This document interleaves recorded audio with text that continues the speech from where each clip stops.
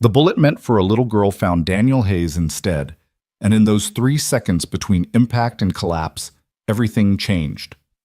When CEO Clara Donovan arrived at the mall massacre 3 minutes later, she found her daughter alive because a stranger in a torn baseball cap had made a choice that would shatter every assumption she'd ever made about heroes.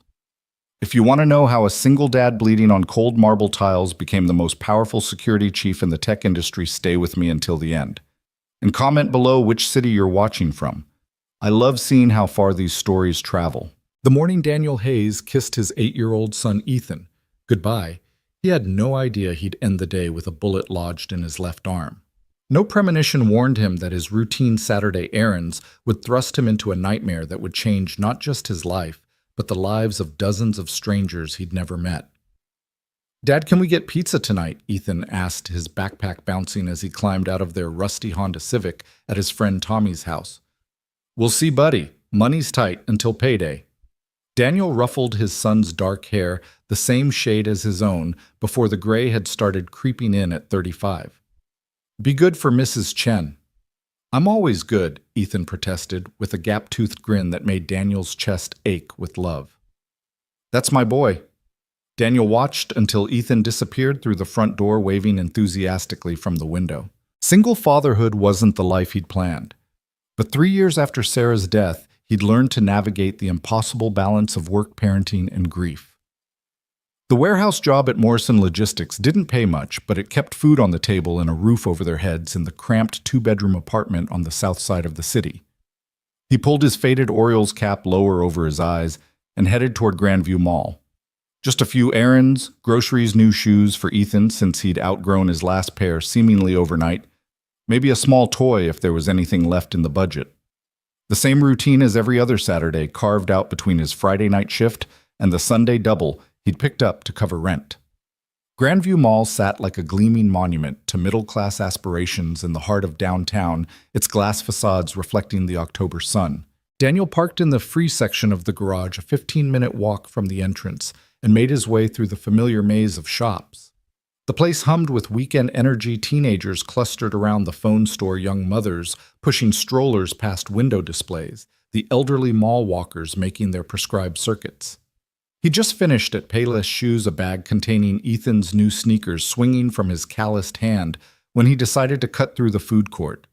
The smell of Chinese food and pizza made his stomach growl, reminding him he'd skipped breakfast to save a few dollars. That's when he saw her. The little girl couldn't have been more than 6, maybe 7 years old.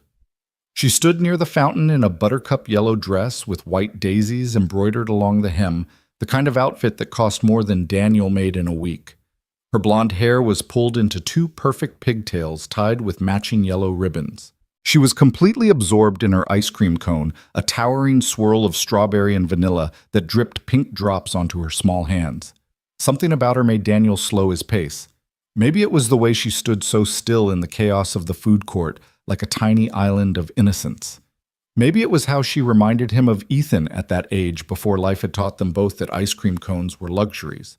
Or maybe on some primal level he couldn't explain, he sensed what was about to happen. The first gunshot cracked through the air like thunder in a clear sky. For a heartbeat, the entire mall froze.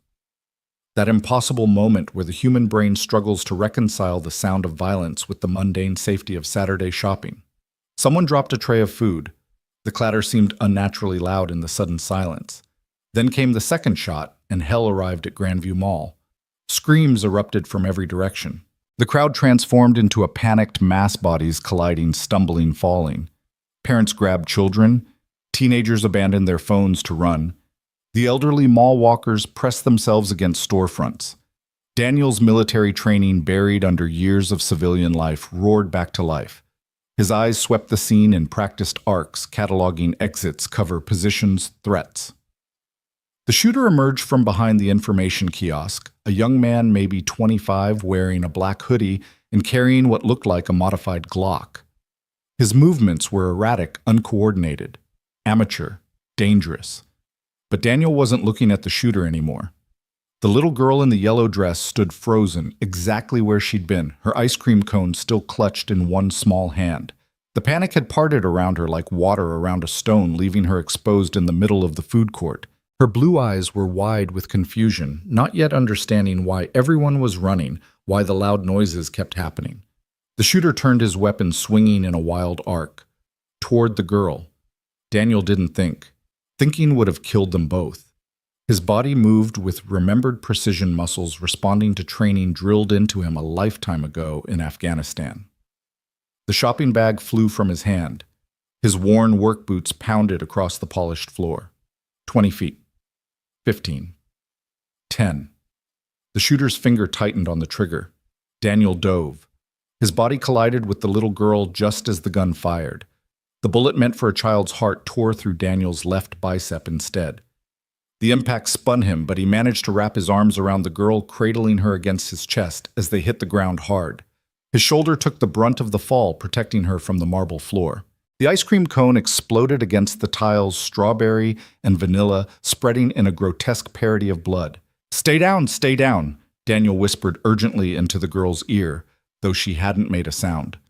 Shock he recognized. He'd seen it before in combat zones, that eerie silence that preceded either screams or shutdown. More gunshots echoed through the mall. Daniel pressed the girl beneath him, making his body a shield. His arm screamed in protest, hot blood soaking through his flannel shirt, but he'd endured worse. The marble floor was cold against his cheek. He could feel the girl's rapid heartbeat against his chest, a hummingbird trapped in a cage of bone and muscle. "It's okay," he murmured, though nothing about this was okay. "I've got you. What's your name, sweetheart?" "Lily," came the tiny whisper. "That's a beautiful name. I'm Daniel. We're going to be fine, Lily. Just stay really still for me, okay, like we're playing statue." She nodded against his chest, her small hands clutching his shirt. Daniel risked lifting his head slightly, assessing. The shooter had moved deeper into the mall, pursuing the fleeing crowd. Sirens wailed in the distance. 3 minutes, maybe 4, until police arrival. They needed cover. A overturned table lay 5 feet away. Daniel gathered himself, ignoring the fire spreading from his arm through his entire left side.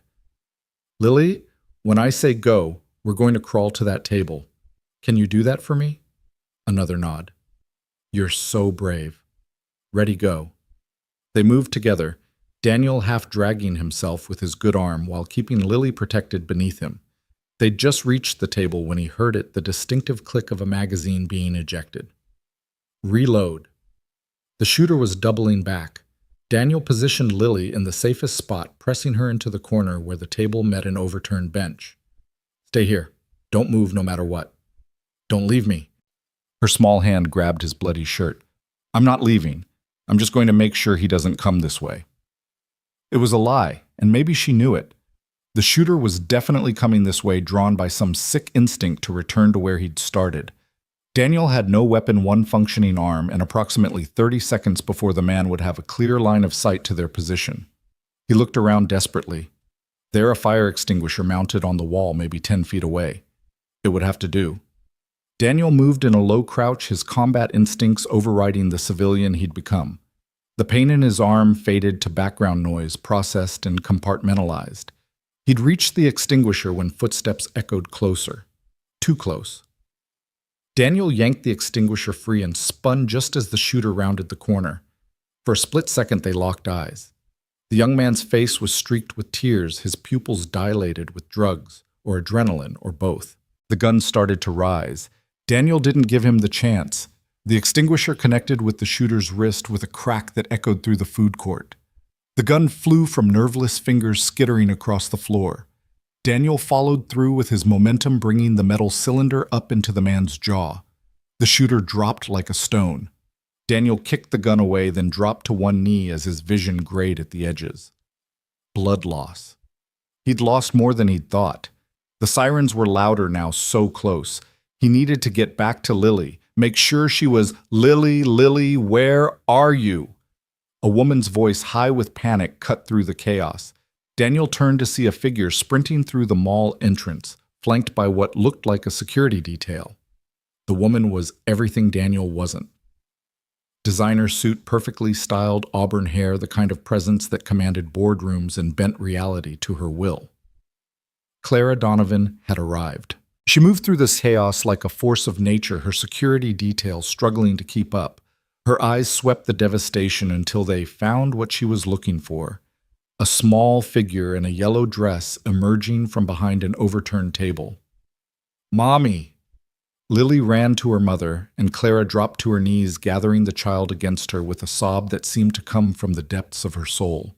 Her hands ran over Lily's body, checking for injuries, finding only ice cream stains and tear tracks. "Baby, my baby, are you hurt? Are you okay?" "The man saved me," Lily said, pointing back toward Daniel. "He got hurt instead of me." Clara's gaze followed her daughter's finger to where Daniel knelt on the bloodied floor, still holding the fire extinguisher, his left arm painted crimson. Their eyes met across the wreckage of the food court, and something passed between them, a recognition that transcended social boundaries and economic disparities. In that moment, Daniel wasn't a warehouse worker in a torn baseball cap, and Clara wasn't a CEO worth millions. They were simply two parents in a world where children could be lost in an instant. "You saved her," Clara said, the words barely audible. Daniel tried to respond, but the extinguisher slipped from his fingers. The world tilted sideways, and he had a strange thought that Ethan would be disappointed about the pizza. Then darkness rushed up to meet him, and he fell into it gratefully. Clara Donovan's shocked face, the last thing he saw. The police arrived 43 seconds later, flooding the mall with uniforms and protocol. Paramedics swarmed Daniel's unconscious form, working with practiced efficiency to stem the bleeding and stabilize him for transport. The shooter was cuffed and carried away on a stretcher, his jaw clearly broken but breathing steadily. Clara held Lily throughout it all, watching as they loaded Daniel into an ambulance. Her head of security, Marcus Webb, appeared at her elbow. He was a large man, former Secret Service hired for an obscene amount of money to keep Clara and Lily safe, a job he'd failed at today. "Ma'am, we should go. The police will want statements, but I can arrange for them to come to your home."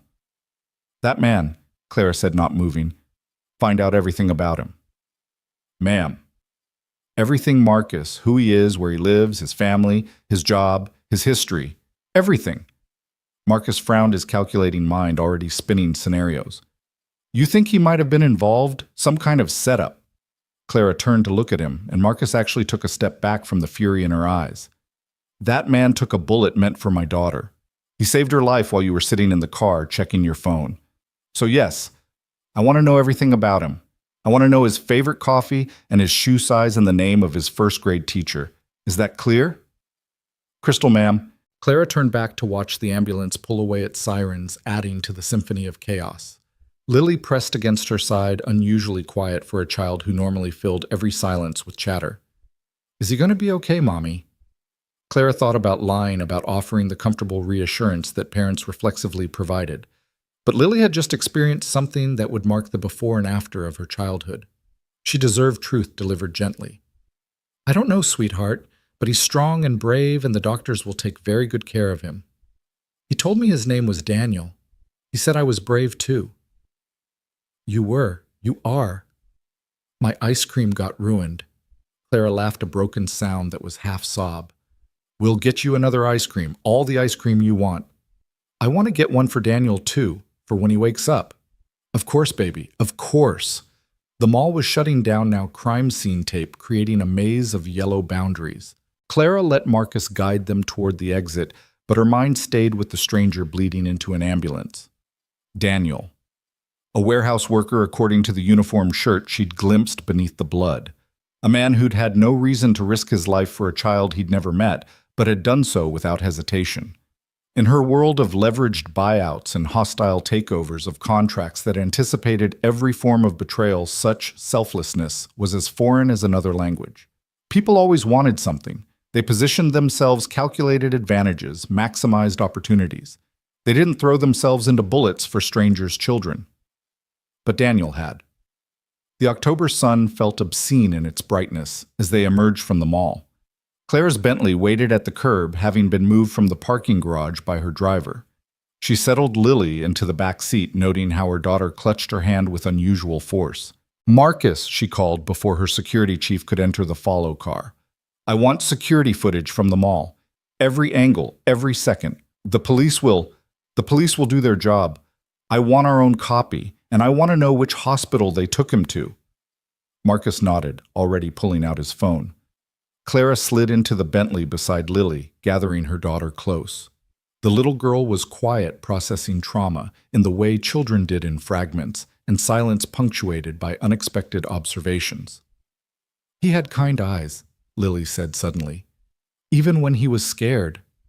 Clara pressed a kiss to her daughter's hair, breathing in the familiar scent of her strawberry shampoo, grounding herself in the reality that Lily was here alive whole, because of a stranger named Daniel. The drive to their estate in Westfield took 30 minutes, during which Clara fielded calls from her board of directors, her ex-husband in London, and her mother in Florida. News traveled fast in their circles, especially news involving the attempted murder of one of the state's most prominent business leaders' children. She kept the calls brief, her responses automatic, her mind elsewhere. The Georgian mansion rose before them like a fortress, all brick and ivy and old money solidity. Claire had bought it after the divorce, needing something that felt permanent in a life that had suddenly become unmoored. 22 rooms for 2 people seemed excessive, but the security was excellent, or had seemed so until today. Mrs. Donovan. Helena. Their housekeeper met them at the door, her usually composed face etched with worry. "I saw the news. Is Miss Lily?" "She's fine," Clara said, though fine was a relative term. "Could you draw her a bath? Use the lavender bubbles." "Of course, come little one," but Lily clung tighter to Clara's hand. "I want to stay with you." "I'm not going anywhere, sweetheart, but you need to get cleaned up. I'll be right here when you're done." It took several more minutes of coaxing before Lily agreed to go with Helena, and only after Clara promised to sit outside the bathroom door. As soon as her daughter was out of sight, Clara sagged against the wall, the adrenaline finally abandoning her to leave only exhaustion and a rage so profound it made her hands shake. Her phone buzzed. Marcus. "Daniel Hayes," he said without preamble. 35 years old, single father-son named Ethan, age 8, works warehouse at Morrison Logistics night shift primarily. Address is 42B Elm Street, South District. That's the Riverside Apartments. Clara knew the area. It was the kind of neighborhood people like her drove around, not through. Financial status. Checking account shows $247. Savings empty. Currently 3 days late on rent, has been late 4 of the last 6 months. Credit cards maxed. No criminal record. Clean driving record, except for 2 parking tickets, both paid late with penalties. The picture forming made Clara's chest tight. A single father struggling to make ends meet, the kind of invisible person her driver probably passed a dozen times without her noticing from the back of her Bentley. Family. The mother. Sarah Hayes, deceased 3 years, cancer. Medical bills went to collections, settled for partial payment last year. No other family in state. Clara closed her eyes. Of course, because the universe wasn't satisfied with giving this man poverty and single parenthood, it had to add grief and medical debt to the equation. Military service, Marcus continued, and his tone shifted slightly. This is where it gets interesting. Army 2007 to 2015. 3 tours in Afghanistan. Bronze Star Purple Heart Army Commendation Medal with Valor. Honorable discharge as Staff Sergeant. Specialized in urban combat and close protection. Close protection. You mean bodyguard detail for high-value targets? He protected diplomats and military brass in active war zones. Marcus paused. Ma'am, this man was trained to do exactly what he did today. But that didn't explain why he'd done it. Training didn't make you take a bullet for a stranger. Training taught you to assess, evaluate, prioritize. A single father should have prioritized staying alive for his own child. Which hospital? St. Mary's. He's in surgery. The bullet did significant muscle damage but missed the major arteries. Prognosis is good. I want the best orthopedic surgeon in the state on his case. Ma'am, with respect, that might be seen as, I don't care how it's seen, make it happen. And Marcus. The son, Ethan. Where is he? More phone work. With a neighbor, Mrs. Chen, father was supposed to pick him up at 6. Clara looked at her watch. 4:47 p.m. In just over an hour, an 8-year-old boy would start wondering why his father wasn't there. By 7, he'd be worried. By 8, terrified. Send someone to inform them about what happened, carefully. Make sure the boy knows his father is going to be okay. That's not really our... Marcus, I'm going to say this once. That man's blood is on the floor of Grandview Mall because he chose my daughter's life over his own. There is nothing that is not our responsibility when it comes to him and his family. Am I clear? Yes, ma'am. Clara ended the call and slid down the wall until she was sitting on the floor of her mansion's marble foyer. From the bathroom upstairs, she could hear Lily's voice asking Helena about Daniel wondering if he liked strawberry ice cream or vanilla better. The house phone rang. Clara ignored it. It rang again, then her cell, then Marcus calling. Ma'am, you need to take this. It's Channel 7 News. Someone leaked cell phone footage from the mall. The story's going viral. Of course it was. In the age of smartphones, every tragedy became content, every hero a hashtag. Clara accepted the call, switching to her CEO voice, calm-controlled, giving away nothing. Miss Donovan Amanda Pierce from Channel 7. First, let me say how relieved we are that Lily is safe. Thank you. We've obtained footage of the incident. The man who saved your daughter, we've identified him as Daniel Hayes. Do you have any comment on his actions? Mr. Hayes acted with extraordinary courage. My family owes him a debt we can never repay. Our sources say he's a warehouse worker with no connection to your family or company. Do you find it surprising that a stranger would risk his life this way? Clara thought about the expected response, something about the goodness of humanity, about everyday heroes, the kind of soundbite that would play well on the evening news. But Lily was upstairs asking about ice cream flavors, and Daniel Hayes was in surgery because he'd made an impossible choice. I find it humbling, she said finally. In my world, everything is transactional. Everything has a price, a negotiation, an angle. Mr. Hayes reminded me that some things, the best things, exist outside that paradigm. He saw a child in danger and acted not because of who she was or what he might gain, but because it was right. That's not surprising. It's miraculous. Will you be reaching out to him personally? When he's recovered, yes. There are rumors your company will be offering him a reward.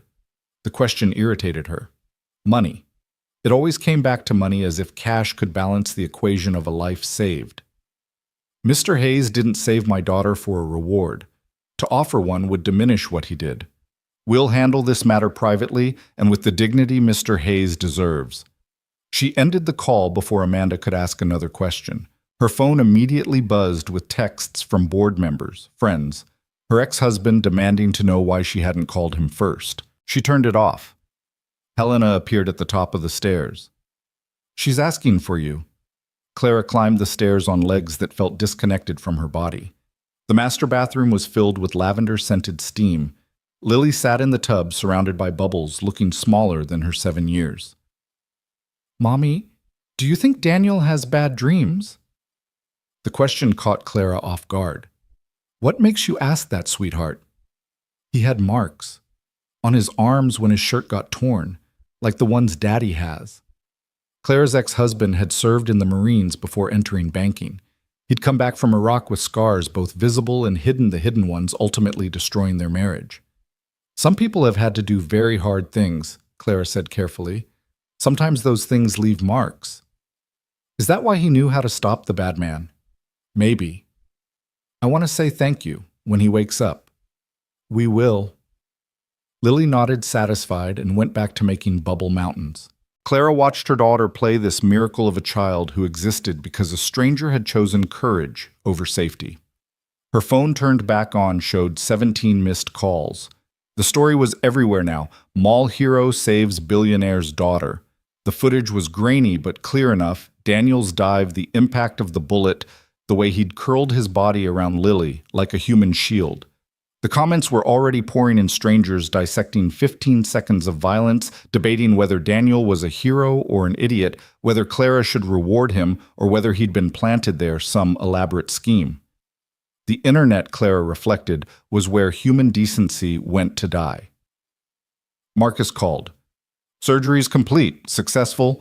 He'll be in recovery for a few hours, then moved to a room. The son has been informed that his father was hurt, but will be okay. Mrs. Chen is keeping him overnight. Clara started, then stopped. What did she want to meet this man properly? To thank him? To understand why he'd done it? I want updates every hour. Understood. Ma'am, there's something else. The shooter, his name is William Brennan. 23 years old. History of mental illness, recently stopped taking medication. His social media suggests he was targeting random victims, no specific connection to you or your company. Random. Lily could have died because of random.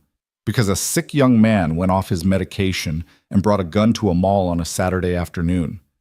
The arbitrariness of it made Clara want to scream. Instead, she helped Lily out of the tub, wrapped her in the softest towel, and carried her to bed. Her daughter fell asleep quickly, exhausted by trauma, clutching the stuffed rabbit she'd had since infancy. Clara sat in the chair beside Lily's bed, unable to leave. Every time she closed her eyes, she saw it differently. Daniel not being there, being a second slower, choosing self-preservation over sacrifice. She saw herself arriving to find yellow fabric soaked in red, saw herself identifying a body instead of embracing a survivor. The hours passed in a haze of what-ifs and could-have-beens. Marcus sent updates. Daniel was stable, awake, briefly asking about his son. The media had discovered his military history, were already crafting narratives about the war hero security guard. Someone had started a GoFundMe that had already raised $30,000. At midnight, Clara made a decision. Marcus, I need you to arrange something. The next morning, while October sunshine streamed through hospital windows and weekend visitors navigated the maze of corridors, Clara Donovan walked into room 314 at St. Mary's Hospital. She dressed deliberately, jeans and a sweater instead of her usual power suit, human instead of CEO. Daniel Hayes was awake, his left arm immobilized in a complex brace, an IV dripping steadily into his right. He looked younger without the baseball cap, his dark hair military short, the stubble on his jaw making him look tired rather than rugged. His eyes, Lily was right. They were kind, widened when he saw her. Miss Donovan. Clara, please. She moved into the room, noting the sparse surroundings. No flowers, no cards, no evidence that anyone had been here except medical staff. How are you feeling? Like I got shot, he said, then winced. Sorry. Pain meds make me a little loopy. Don't apologize. You earned the right to say whatever you want. An awkward silence stretched between them. Clara had negotiated billion-dollar deals, faced down hostile boards, but standing in this hospital room, she felt completely out of her depth. Is Lily okay? Daniel asked finally. They told me she wasn't hurt, but she's fine. Asking about you, actually. She wants to know if you prefer strawberry or vanilla ice cream. A ghost of a smile crossed his face. Strawberry. Always strawberry. I'll tell her. Clara moved closer, taking the visitor's chair. Mr. Hayes. Daniel, I need to thank you. What you did. I did what anyone would do. No. The word came out sharper than intended. No, you didn't. There were dozens of people in that food court. They ran. You didn't. Daniel shifted uncomfortably, his gaze dropping to the white hospital blanket. I've been in situations like that before. Training kicks in. Training doesn't make you take a bullet for a stranger's child. She reminded me of... He stopped, jaw tightening. Of what? Doesn't matter. But Clara thought she understood. A single father seeing a little girl in danger, thinking of his own child, making an instant calculation that her life was worth more than his own survival. Your son, she said carefully. Ethan, he's been told you're okay. Mrs. Chen is taking good care of him. Daniel's composure cracked slightly. He must be scared. I can't. He tried to sit up, gasped as the movement pulled at his injury. We've arranged for him to visit this afternoon with Mrs. Chen. Hospital rules are being bent slightly. My security team has been monitoring the situation. Daniel's expression shifted, wariness replacing vulnerability. Why would your security team be? Because the man who saved my daughter's life has an 8-year-old son who needs to know his father is okay. Because that same man is 3 days late on rent, and I'm guessing the hospital bills aren't going to help that situation. I don't need charity. There it was pride. The same pride that made him work double shifts instead of applying for assistance that kept him in worn boots while his son got new shoes. It's not charity, Clara said carefully. It's gratitude. And frankly, it's self-interest. Self-interest. I own a technology company, Mr. Hayes. We deal with corporate espionage, intellectual property theft, constant security threats. I employ a team of security professionals who were in the parking lot when my daughter nearly died. You were in the right place at the right time, yes, but you also had the skills and the character to act. That combination is rarer than you might think. She could see him processing, trying to figure out the angle. There was always an angle in her world. What are you saying? I'm saying that when you're recovered, I'd like to offer you a job. Director of Corporate Security for Donovan Technologies. The salary is $150,000 a year to start full benefits educational assistance for your son and a company car because I'm guessing that Honda in the lot has seen better days. Daniel stared at her. You're offering me a job because I saved Lily. I'm offering you a job because you're qualified. Bronze Star Purple Heart. 8 years of close protection experience in active war zones. The fact that you saved my daughter just means I know exactly what kind of man I'd be hiring. Your current security team. Failed. Marcus Webb makes $200,000 a year to keep my family safe. Yesterday he was checking emails while you were bleeding on marble floors. He'll be transitioning to other opportunities. Daniel was quiet for a long moment, and Clara could see the war playing out behind his eyes. Pride versus pragmatism. Independence versus opportunity. What makes you think I want to go back to that life? He asked finally. Security protection, constant threat assessment. I left that behind for a reason. Because you came home to be a father, because your wife was sick and needed you, because you thought you could build something simple and safe. Clara leaned forward. But yesterday proved that the world doesn't let us leave our training behind. You didn't think about protecting Lily, you just did it, because that's who you are. You don't know me. I know enough. I know you work night shifts to spend days with your son. I know you're drowning in medical debt from your wife's illness, but still haven't declared bankruptcy. I know you gave Ethan new shoes yesterday while yours are held together with duct tape. I know that when you saw my daughter in danger, you didn't calculate odds or consider consequences. You acted. Daniel's jaw worked silently. Outside the room, the hospital continued its Sunday morning routines, doctors making rounds, families arriving with flowers and worry. Can I think about it? Of course, but Daniel, while you're thinking, consider this: Ethan deserves a father who doesn't have to choose between rent and groceries. You deserve a job that recognizes your worth. And frankly, my company needs someone who understands that real security isn't about expensive suits and surveillance technology. It's about the willingness to step between danger and the innocent. She stood to leave, then turned back. Lily wanted me to give you this. She pulled out a piece of paper, crayon bright and carefully folded. Daniel opened it with his good hand. It was a drawing, 2 stick figures, one tall in blue, one small in yellow, holding hands. Above them in shaky 7-year-old handwriting, "Thank you, Daniel, from Lily." Clara watched something break in Daniel's expression, the careful control crumbling. He pressed his lips together, blinking rapidly. She's been drawing all morning, Clara said softly. Pictures of her hero in the baseball cap. She left then, before either of them could say something that would make the moment harder. In the hallway, Marcus stood waiting, his expression carefully neutral. He'd been informed of his pending termination that morning. Ma'am, with respect, hiring him would be a mistake. Why? Because he doesn't have a Secret Service background. Because he doesn't wear $3,000 suits. Because you're making an emotional decision. He saved Lily, and you're grateful, but gratitude isn't a business strategy. Clara turned to face her soon-to-be former security chief fully.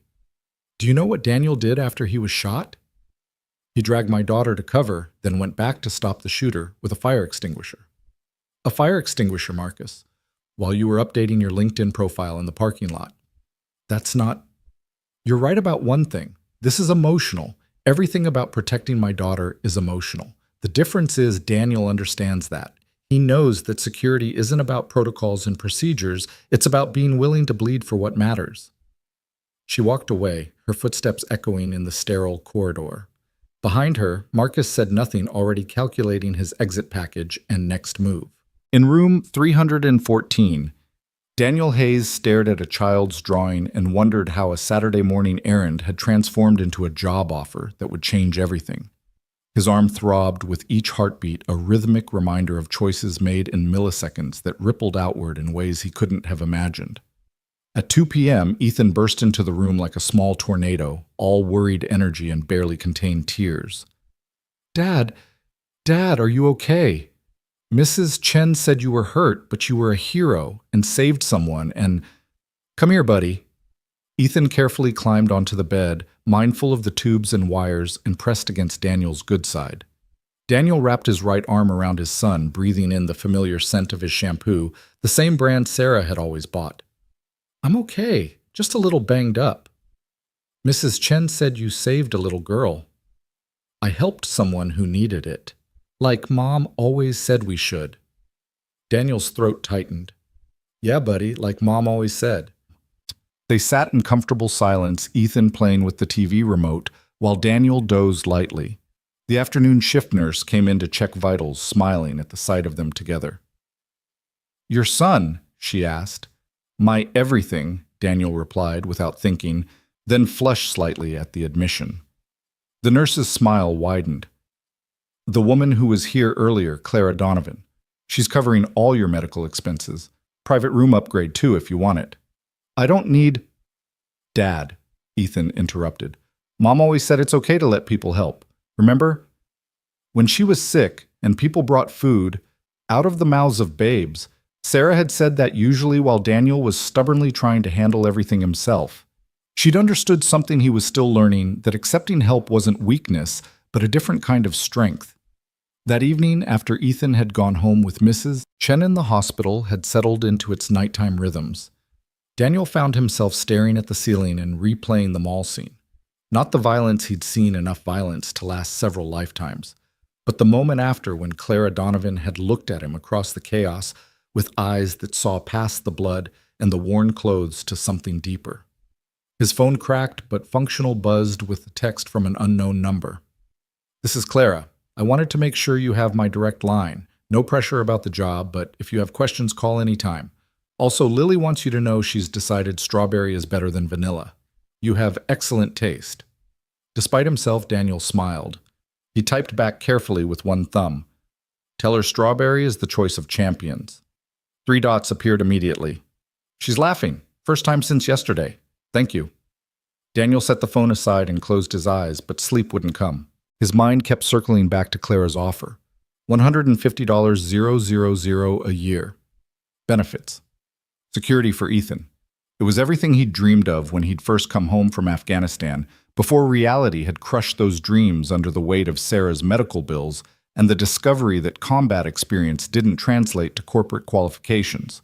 But it would mean returning to a world he'd left behind, a world of threat assessments and contingency plans, of constantly scanning crowds and identifying exits. It would mean becoming again the man who could disarm a shooter with a fire extinguisher instead of the man who just wanted to stock shelves and raise his son in peace. The truth was, he'd never really stopped being that man. He still mapped escape routes in grocery stores, still positioned himself with his back to walls, in restaurants still felt his body tense when car backfired. The warehouse job hadn't changed who he was, it had just let him pretend. His phone buzzed again. This time it was a link to a news story. Identity of mall hero revealed decorated veteran working minimum wage. The article included his military photo, young and serious in dress uniform, alongside a grainy still from the mall footage. The contrast was jarring, the soldier he'd been, and the man he'd become separated by years and loss, and the grinding weight of civilian poverty. The comments were already flooding in. Strangers calling him a hero, others questioning why a trained soldier was working in a warehouse, some suggesting the whole thing was staged. The internet doing what it did best, turning human complexity into simple narratives. Another text from Clara. I'm sorry about the media attention. We tried to keep your name out of it. Not your fault, he typed back. I have a PR team that can help manage this if you want. Daniel almost laughed. A PR team. As if his life had suddenly become something requiring management and spin. I just want to keep Ethan out of it. Already done. Any outlet that mentions him gets frozen out of Donovan Tech announcements. It's amazing how quickly editorial decisions change when ad revenue is threatened. There was something ruthlessly protective in that response that Daniel recognized. The same instinct that had made him dive toward Lily was there in Clara's willingness to use her power to shield his son. "Thank you," he typed. "It's the least I can do." But it wasn't, and they both knew it. She owed him nothing beyond the thank you she'd already given. Everything else, the medical bills, the job offer, protecting Ethan from media attention, was a choice. The next morning brought doctors and decisions. The surgeon, an older woman with steady hands and kind eyes, explained that physical therapy would take months. Full recovery was expected, but he'd have residual weakness, maybe some nerve damage. "Will I be able to work?" Daniel asked. "Desk job." "Absolutely. Physical labor might be more challenging." So the warehouse was out regardless. Even if he wanted to go back to lifting boxes and loading trucks, his body had made that choice for him. The bullet had torn through more than muscle, it had severed his last connection to the simple life he'd tried to build. That afternoon, while Ethan was at school and the hospital lunch tray sat untouched on his bedside table, Daniel called the number Clara had given him. She answered on the first ring. "Daniel, how are you feeling?" "Like I need to make a decision." "Ah." A pause. "And?" "Tell me about the job. Really, tell me. Not the sales pitch." Clara was quiet for a moment, and he could hear papers rustling in the background. "Donovan Technologies has 4,200 employees across 6 locations. We develop encryption software for government contracts, which makes us a target for corporate espionage and foreign intelligence services. In the last year, we've had 3 serious security breaches, 2 attempted infiltrations, and 1 kidnapping attempt on a senior executive." Kidnapping. Resolved without injury, but it was close. Too close. Her voice hardened. "Marcus's team is good at looking impressive and checking boxes. They're less good at actual threat prevention. I need someone who understands that real danger doesn't always announce itself with a business card and a visitor's badge." "And you think I can do that?" "I think you've already proven you can. But more than that, I think you understand something Marcus never did, that security isn't about the principal. It's about what the principal represents. Lily isn't just my daughter. She's the future of everything I'm building. Every employee who comes to work knowing their families are safe, every innovation we develop without fear of theft or sabotage, that's what security really protects." Daniel thought about Ethan, about the fear that lived constantly in his chest since Sarah's death, that something would happen to him leaving his son alone. The hours. Flexible within reason, you'd need to be available for major events and traveling occasionally, but I'm a single parent too, Daniel. I understand that our children come first. Our children. The phrase created an unexpected intimacy, a recognition of shared experience that transcended their vastly different circumstances. "Can I start part-time until my arm heals?" "You can start however you need to start. Honestly, just having you review our current protocols would be valuable.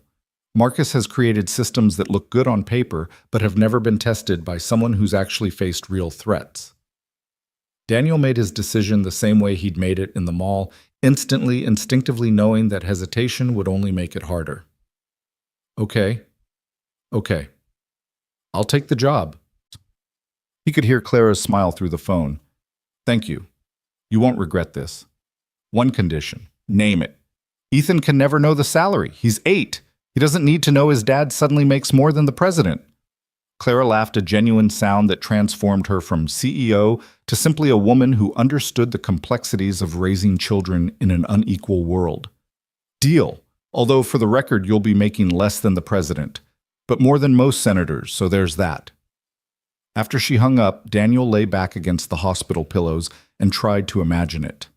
Director of Corporate Security, a salary that would pay off Sarah's medical debt in 2 years. Ethan, in private school maybe. College savings, the ability to buy strawberry ice cream without checking the bank balance first. It felt surreal, like a dream that would evaporate when the pain medication wore off. But the throb in his arm was real. The child's drawing on his bedside table was real. The job offer from one of the state's most powerful CEOs was apparently real too. That evening, he called his former squad leader from Afghanistan, Jake Morrison, now working security for a defense contractor in Virginia. "Hayes, you magnificent bastard!" Jake's voice boomed through the phone. "Saw you on the news, taking bullets for civilians now." Something like that. Man, that was beautiful. Textbook close protection. You've still got it. Got a job offer out of it. No shit, private security. Corporate. Donovan Technologies. Jake whistled low. That's big leagues, brother. Clara Donovan doesn't mess around. You know her. Know of her. Reputation for being brilliant and ruthless. Turned a failing software company into a defense contracting powerhouse in 5 years. Also heard she's got a thing about loyalty, rewards it better than anyone, punishes betrayal worse than everyone. She seems different than I expected. Different how? Daniel thought about Clara sitting beside his hospital bed in jeans and a sweater, quoting his wife's medical debt down to the dollar, understanding without being told why he needed Ethan to stay innocent of their finances a little longer. Human, he said finally. Well, that's rare in that tax bracket. You taking the job already said yes. Good. You were wasting yourself in that warehouse. Sarah would be proud. The mention of his wife made Daniel's chest tighten.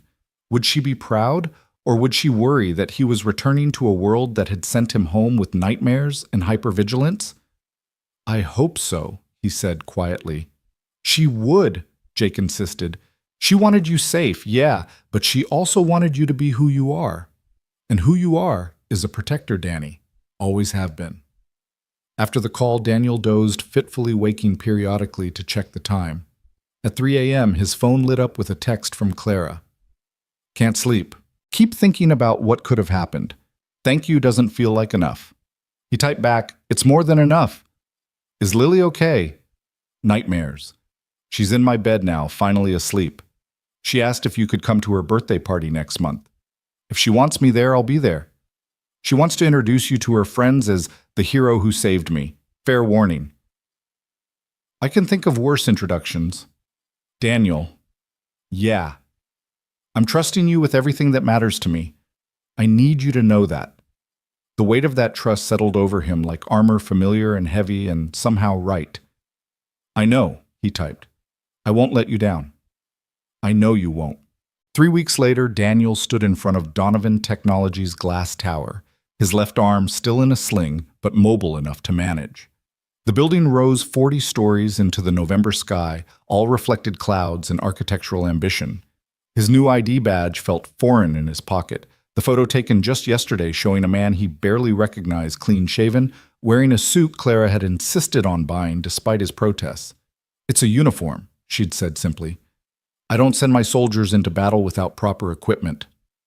The lobby was a cathedral of marble and modern art, the kind of space designed to make visitors feel simultaneously impressed and insignificant. Daniel's worn boots, he'd refused new shoes needing something familiar, clicked against the polished floor as he approached the security desk. Mr. Hayes, the guard. A young man named Tommy straightened immediately. Miss Donovan is expecting you. Executive elevator to the 40th floor. Everyone knew who he was. The mall hero. The man who'd saved the boss's daughter. Daniel could feel eyes tracking him across the lobby, whispers following in his wake like ripples on water. He kept his expression neutral, a skill learned in countless forward operating bases where showing weakness invited problems. The executive elevator was all brushed steel and subtle luxury rising smoothly enough that his recovering arm didn't protest. When the doors opened, he stepped into a world he'd only seen in movies, floor-to-ceiling windows, offering a view of the entire city furniture that cost more than his annual warehouse salary, and a hushed atmosphere that spoke of serious money and serious power. Marcus Webb stood near the reception desk, his face a professional mask that didn't quite hide his resentment. He was a big man, built like a former linebacker, who'd kept most of his muscle with silver threading through dark hair that was styled with military precision. Hayes, he said, the single word carrying volumes of disapproval. Marcus. Miss Donovan asked me to brief you on current protocols before my transition. The way he said transition suggested he'd rather be saying execution, though I'm not sure what a warehouse worker could understand about executive protection. Daniel felt the familiar pre-combat calm settle over him, the state where insults became irrelevant background noise. I'm a quick learner. We'll see. Marcus turned toward a conference room, clearly expecting Daniel to follow like a subordinate. We have 42 active security personnel, not counting administrative support. 3 shifts covering 24/7 protection for Miss Donovan and her daughter, plus response teams for the 6 facilities. The conference room table was covered with binders, protocols, staff files, the paper skeleton of a security operation that looked perfect from the outside. Daniel picked up the nearest binder, flipping through pages of procedures that read like someone had copied them from a textbook. "Your response time at the mall," Daniel said quietly. "What was it?" Marcus's jaw tightened. "The situation was already resolved when we arrived." "That's not what I asked. 4 minutes from notification to arrival at scene." 4 minutes. Daniel set down the binder. "In 4 minutes, 7 people were shot, 1 dead. If I hadn't been there, Lily Donovan would have been number 8. "You think you're some kind of hero?" Marcus stepped closer, using his size advantage to loom. "You got lucky. Right place, right time, right set of reflexes. That doesn't make you qualified to run security for a Fortune 500 company." "You're right," Daniel said, not backing down despite the height difference. "It doesn't, but 8 years in Afghanistan does. Protecting State Department officials in Kandahar does. Keeping senators alive during fact-finding missions to active war zones does." He paused, letting each qualification land. "What qualifies you, Marcus, besides the Secret Service certificate on your wall from 20 years ago?" The bigger man's face flushed dark red. "I've kept Clara Donovan safe for 3 years without a single incident." "No, you've been present for 3 years while she happened to stay safe. There's a difference." Before Marcus could respond, the conference room door opened. Clara entered, dressed in a black suit that probably cost more than most people's cars, her presence immediately shifting the room's dynamic.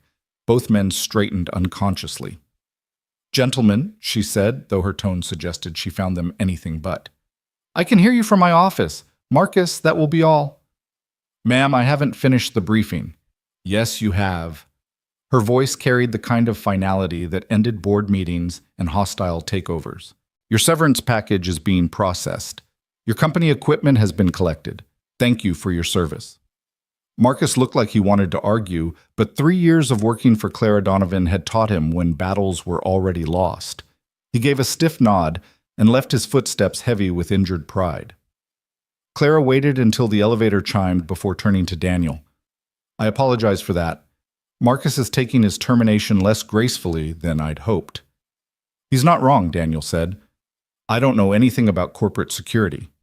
But you know about keeping people alive. The corporate part can be learned. The instinct to step between danger and the innocent that can't be taught." She moved to the window, looking out at the city below. "Do you know why I really fired Marcus?" "Because he failed at the mall. Because when I asked him to review the footage to analyze what went wrong, do you know what he said? He said the failure was mine, that I shouldn't have allowed Lily to be in a public space without full security detail, that a proper principal wouldn't have exposed herself to that risk." Daniel felt anger rise in his chest, hot and familiar. "He blamed you for taking your daughter for ice cream." He saw Lily as a liability to be managed rather than a child to be protected. That fundamental misunderstanding of priority makes him dangerous. She turned from the window. "You have a son. You understand that we don't lock our children in towers to keep them safe. We teach them to live while doing everything we can to protect that life." "Speaking of which," Daniel said, "I need to pick up Ethan at 4, school science fair." "Of course. Actually, that brings up something I wanted to discuss. Your apartment is fine." Daniel interrupted, knowing where this was going. "Is in a building with 3 code violations and a robbery last month. You researched my building. I research everything. It's how I've survived in this business." She pulled out a tablet, swiping to bring up images. "There's a house in Westfield Heights. 4 bedrooms, good school district, 15 minutes from here. The company maintains it for relocating executives." Daniel looked at the images, a 2-story colonial with an actual yard, the kind of place he and Sarah had dreamed about before the diagnosis changed everything. "I can't afford..." "It's part of your compensation package, housing allowance for senior executives." "I'm not a senior executive. I'm a security guard with a fancy title." Clara's expression shifted, something fierce flickering in her eyes. "No, you're the director of corporate security for a company that handles classified defense contracts. You're responsible for the safety of 4,000 employees and billions in intellectual property. You're not a security guard, Daniel. Stop thinking like one. Before he could respond, her phone buzzed. She glanced at it, frowning. Speaking of security issues, we have a problem. Someone's been probing our network defenses. Third attempt this week. Hackers. More sophisticated than that. Pattern suggests foreign intelligence, probably Chinese or Russian. She pulled up data on the conference room screen. Marcus insisted it was routine, nothing to worry about. Daniel studied the attack patterns, his mind shifting into tactical mode. It's not routine. They're testing response times, mapping your defensive architecture. This is reconnaissance for something bigger. That's what I thought. Clara watched him analyze the data. What would you do? First, assume they've already gotten something. Run a full audit check for any data that's been accessed unusually. Second, honeypot trap. Give them something to find that looks valuable but lets us track them. Third, physical security review. Cyber attacks are often combined with human intelligence operations. Someone inside could be helping them. Clara smiled, the first genuine one he'd seen from her in their professional setting. Marcus's response was to buy more firewall software. Marcus thinks like a bodyguard. This requires thinking like a soldier. Which is why I hired you. She closed the tablet. I've scheduled a meeting with the senior staff tomorrow. You'll need to present your initial assessment and recommendations. Tomorrow I've been here exactly 1 hour. And you've already identified more actual threats than Marcus did in 3 years. Trust your instincts, Daniel. They've been right so far. Her phone buzzed again. This time her expression softened. It's Lily. She wants to know if you're coming to dinner Sunday. I don't want to intrude. You saved her life. You're not intruding, you're family. She paused, seeming to realize what she'd said. I mean, Lily sees you as... she's attached to you. Just Lily. The question hung between them, loaded with implications neither was ready to explore. Clara was his boss now, a billionaire CEO who lived in a different universe from his 2-bedroom apartment and bargained groceries. But she was also the woman who'd texted him at 3 a.m., unable to sleep from fear of what might have been. We should discuss the staff files, Clara said, redirecting with practiced ease. There are concerns about several employees that Marcus dismissed, but I think warrant investigation. They spent the next 2 hours reviewing personnel, Daniel taking notes and asking questions that revealed how surface-level Marcus's security had been. No background checks on contractors, no monitoring of unusual access patterns, no psychological evaluations for personnel with critical access. It was security theater designed to look impressive while missing fundamental vulnerabilities. Jesus, Daniel muttered, reading about a janitor with building-wide access who'd never been properly vetted. This is worse than Afghanistan. At least there we knew everyone was potentially hostile. Can you fix it? I can fix it, but people won't like it. Real security is inconvenient. It slows things down, asks uncomfortable questions. I don't pay people to like me. I pay them to do their jobs. Your job is to keep us safe. Do whatever you need to do. At 3:45, Daniel stood to leave. I need to get Ethan. Take the company car, Clara offered. Driver's waiting downstairs. Thanks, but I've got my Honda. The one with the broken tail light and the engine that sounds like it's dying. You researched my car too. I noticed it in the hospital parking lot. Hard to miss the duct tape holding the bumper on. Daniel felt heat rise in his face. It runs. Daniel. Her voice softened. You're not in survival mode anymore. You have a real job with real compensation. It's okay to accept that. It's been 3 weeks. This could all, disappear? Do you think I make hasty decisions? Do you think offering you this position was some impulse born of gratitude? She moved closer, and he could smell her perfume, something subtle and expensive. I've built this company by recognizing talent and securing it. You're not charity, Daniel. You're an investment. The intensity in her eyes made him look away. I should go. Sunday dinner, she said. 6 o'clock. Lily will be devastated if you don't come. Just Lily, he asked again, echoing their earlier moment. This time she smiled. Bring Ethan. The boys can play while we discuss security concerns. Daniel left the building feeling like he'd been through another kind of combat one where the weapons were words and looks where victory conditions remained unclear. The Honda started on the third try, coughing black smoke that made the valet step back in alarm. Tomorrow, he'd look at new cars. Maybe. The elementary school was a cheerful chaos of children and science projects. The gymnasium transformed into a maze of cardboard presentations and volcanic demonstrations. Daniel found Ethan standing proudly beside a poster about electromagnets, his project held together with tape and hope, but his enthusiasm undimmed. Dad, look. It really works. Ethan demonstrated his creation, a small motor powered by copper coils and magnets. Mrs. Patterson says it's very impressive for third grade. It's amazing, buddy. Daniel knelt beside his son, ignoring the pull in his healing arm. You did this all yourself. Well, Mrs. Chen helped a little, but I did the research. Did you know that electromagnets are in everything? Cars, computers, even doorbells. As Ethan explained his project with the intensity only an 8-year-old could muster, Daniel noticed other parents giving him sidelong glances. Some recognized him from the news coverage, whispering behind hands about the mall hero. Others simply saw what they'd always seen: a single father in worn jeans among the suburban prosperity, out of place in the sea of two-parent families and SUVs. Is your arm better? Ethan asked, suddenly interrupting his own explanation about magnetic fields. Getting there. Tommy's mom said you were brave, that you saved someone. Daniel had tried to shield Ethan from the details, but kids talked. I helped someone who needed it. Like Mom would have wanted. Yeah, buddy, like Mom would have wanted. They stayed until the fair ended, Ethan winning a participation ribbon that he clutched like Olympic gold.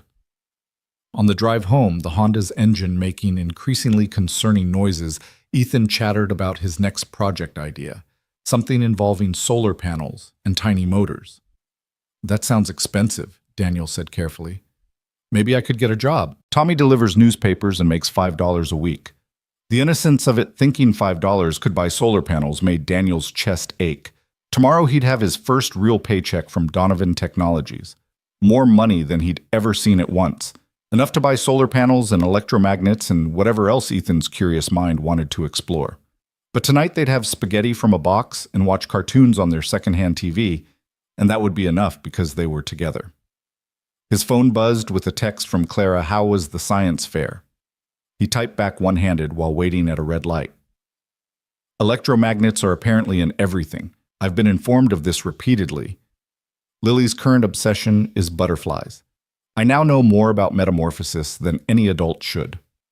The things we do for our kids. The things we do? There was something intimate about texting her while driving home to his shabby apartment, like they were just two single parents navigating the impossibility of raising children alone. Not CEO and security director, not billionaire and working class, just Clara and Daniel bound by the shared experience of loving children more than life itself. That night, after Ethan was asleep, Daniel sat at his laptop researching Donovan Technologies' security vulnerabilities. The more he dug, the more problems he found. It wasn't just Marcus's incompetence. It was systematic, like someone had deliberately created gaps in coverage. Either Marcus was worse at his job than anyone realized, or something else was going on. He made notes mapping vulnerabilities like he'd once mapped insurgent networks in Kandahar. By 2 a.m., he had 20 pages of observations and recommendations.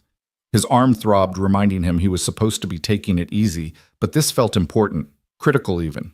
His phone rang, startling him. Clara's name appeared on the screen. You're awake, she said without preamble. So are you. I don't sleep much. Haven't since the divorce. You haven't since Sarah. Silence stretched between them, comfortable somehow. I've been reviewing Marcus's files, Daniel said. There's something wrong here. The gaps in security, they're too consistent to be accidental. You think Marcus was compromised? I think someone was feeding information to whoever's probing your networks. Maybe Marcus, maybe someone else, but definitely someone inside. Clara was quiet for a moment. Can you prove it? Give me a few days. Daniel, if you're right, this is bigger than just corporate espionage. We have classified defense contracts. This could be treason. I know. Be careful. If someone inside is compromised and they know you're investigating, I've dealt with worse threats than corporate spies. Have you in Afghanistan you knew who the enemy was? Here they wear suits and smile while planning your destruction. Sounds like you're speaking from experience.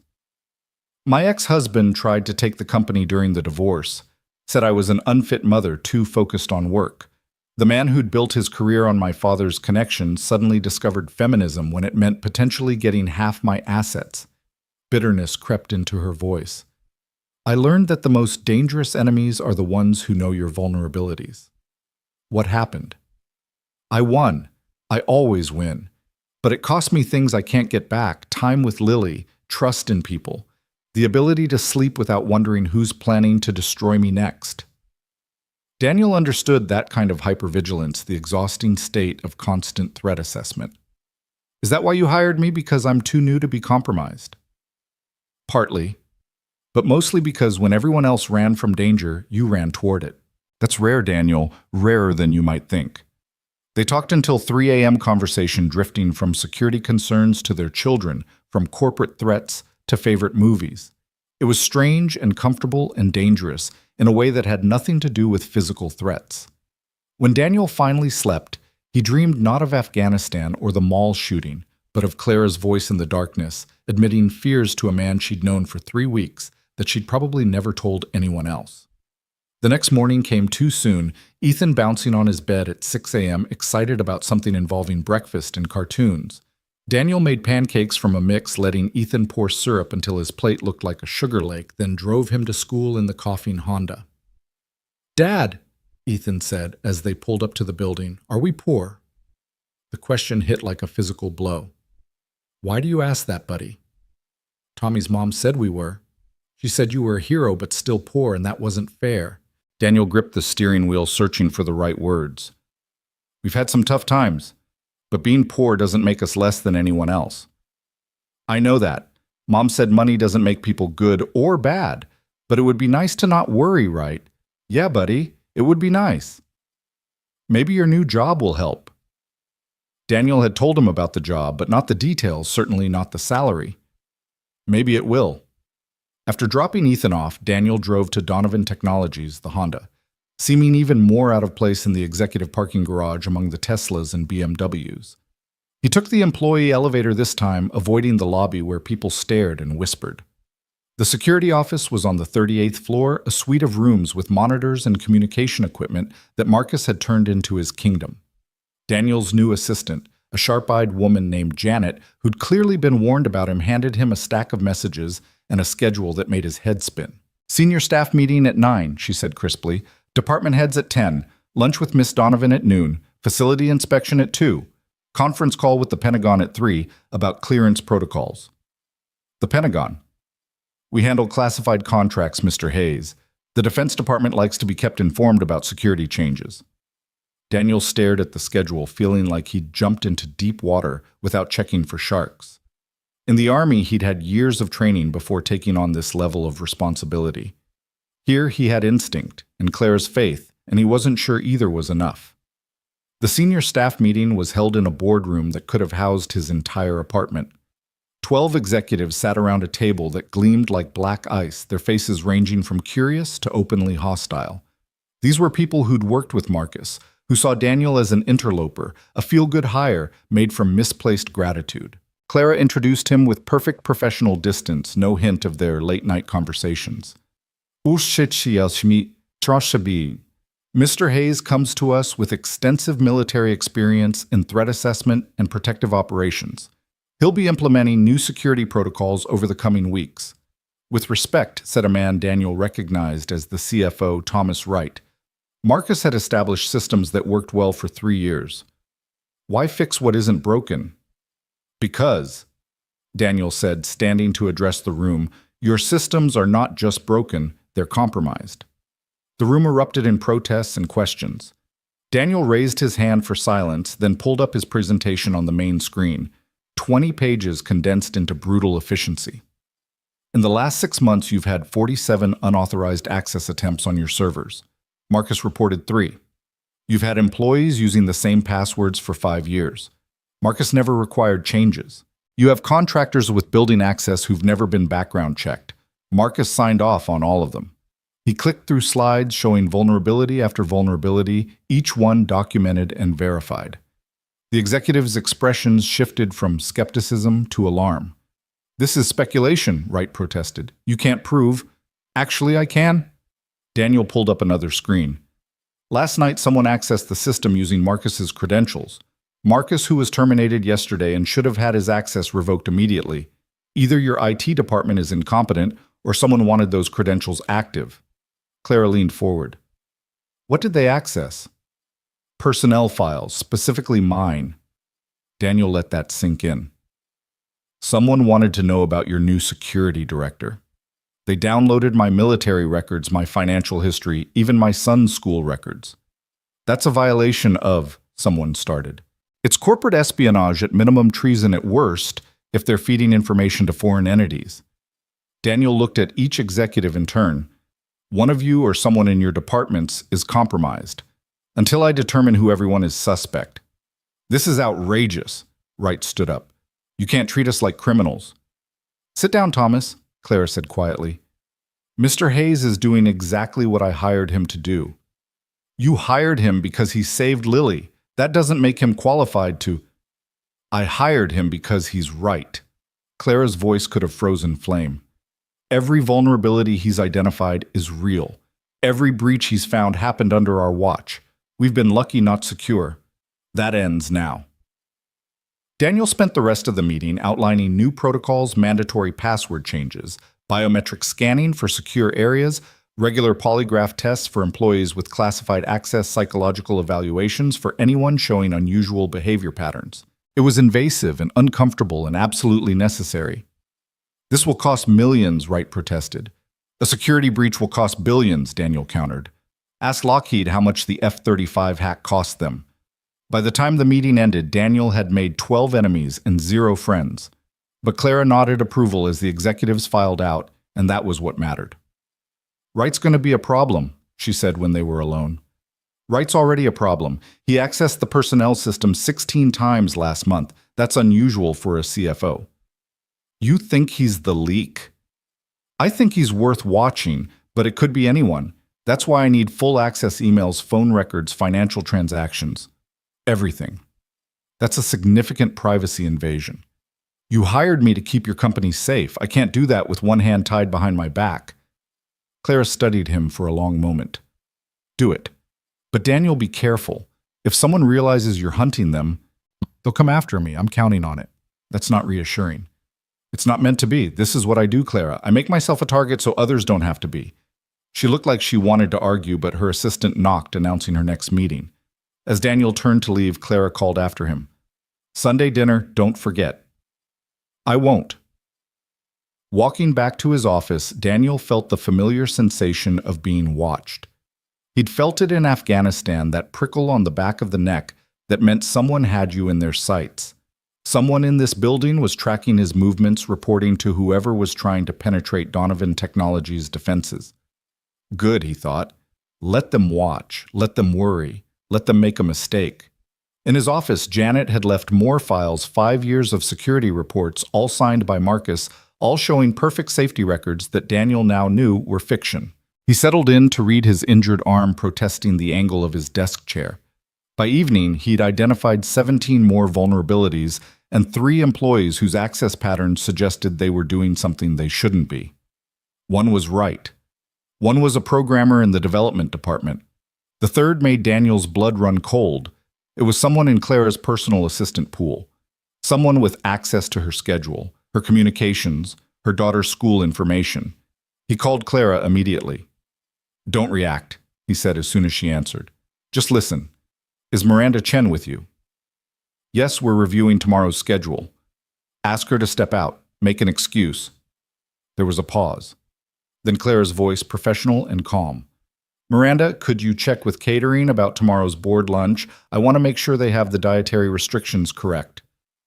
Daniel heard footsteps, a door closing. "What's going on?" Clara's voice was tight with control. "Miranda's been accessing Lily's school records 3 times in the last week. There's no legitimate reason for that. Maybe she was arranging pickup schedules. At 2 a.m. from her home computer. Silence. Clara, I need you to think. Has Miranda asked any unusual questions lately? Shown interest in Lily beyond what's normal? She asked if Lily had recovered from the mall incident. Said she looked tired. Offered to pick her up from school a few times when I was in meetings. Has she been alone with Lily recently? No, not since the mall. Good. Don't let her be. Act normal tomorrow, but keep Miranda at a distance. I'm going to dig deeper tonight. Daniel, if she's a threat to Lily. We don't know that yet. Could be innocent, but until we're sure, assume everyone is a potential threat. Everyone. Everyone except me. Why should I trust you?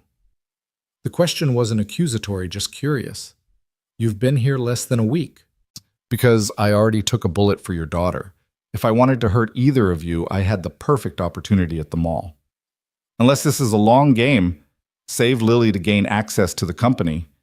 Daniel laughed, short and humorless.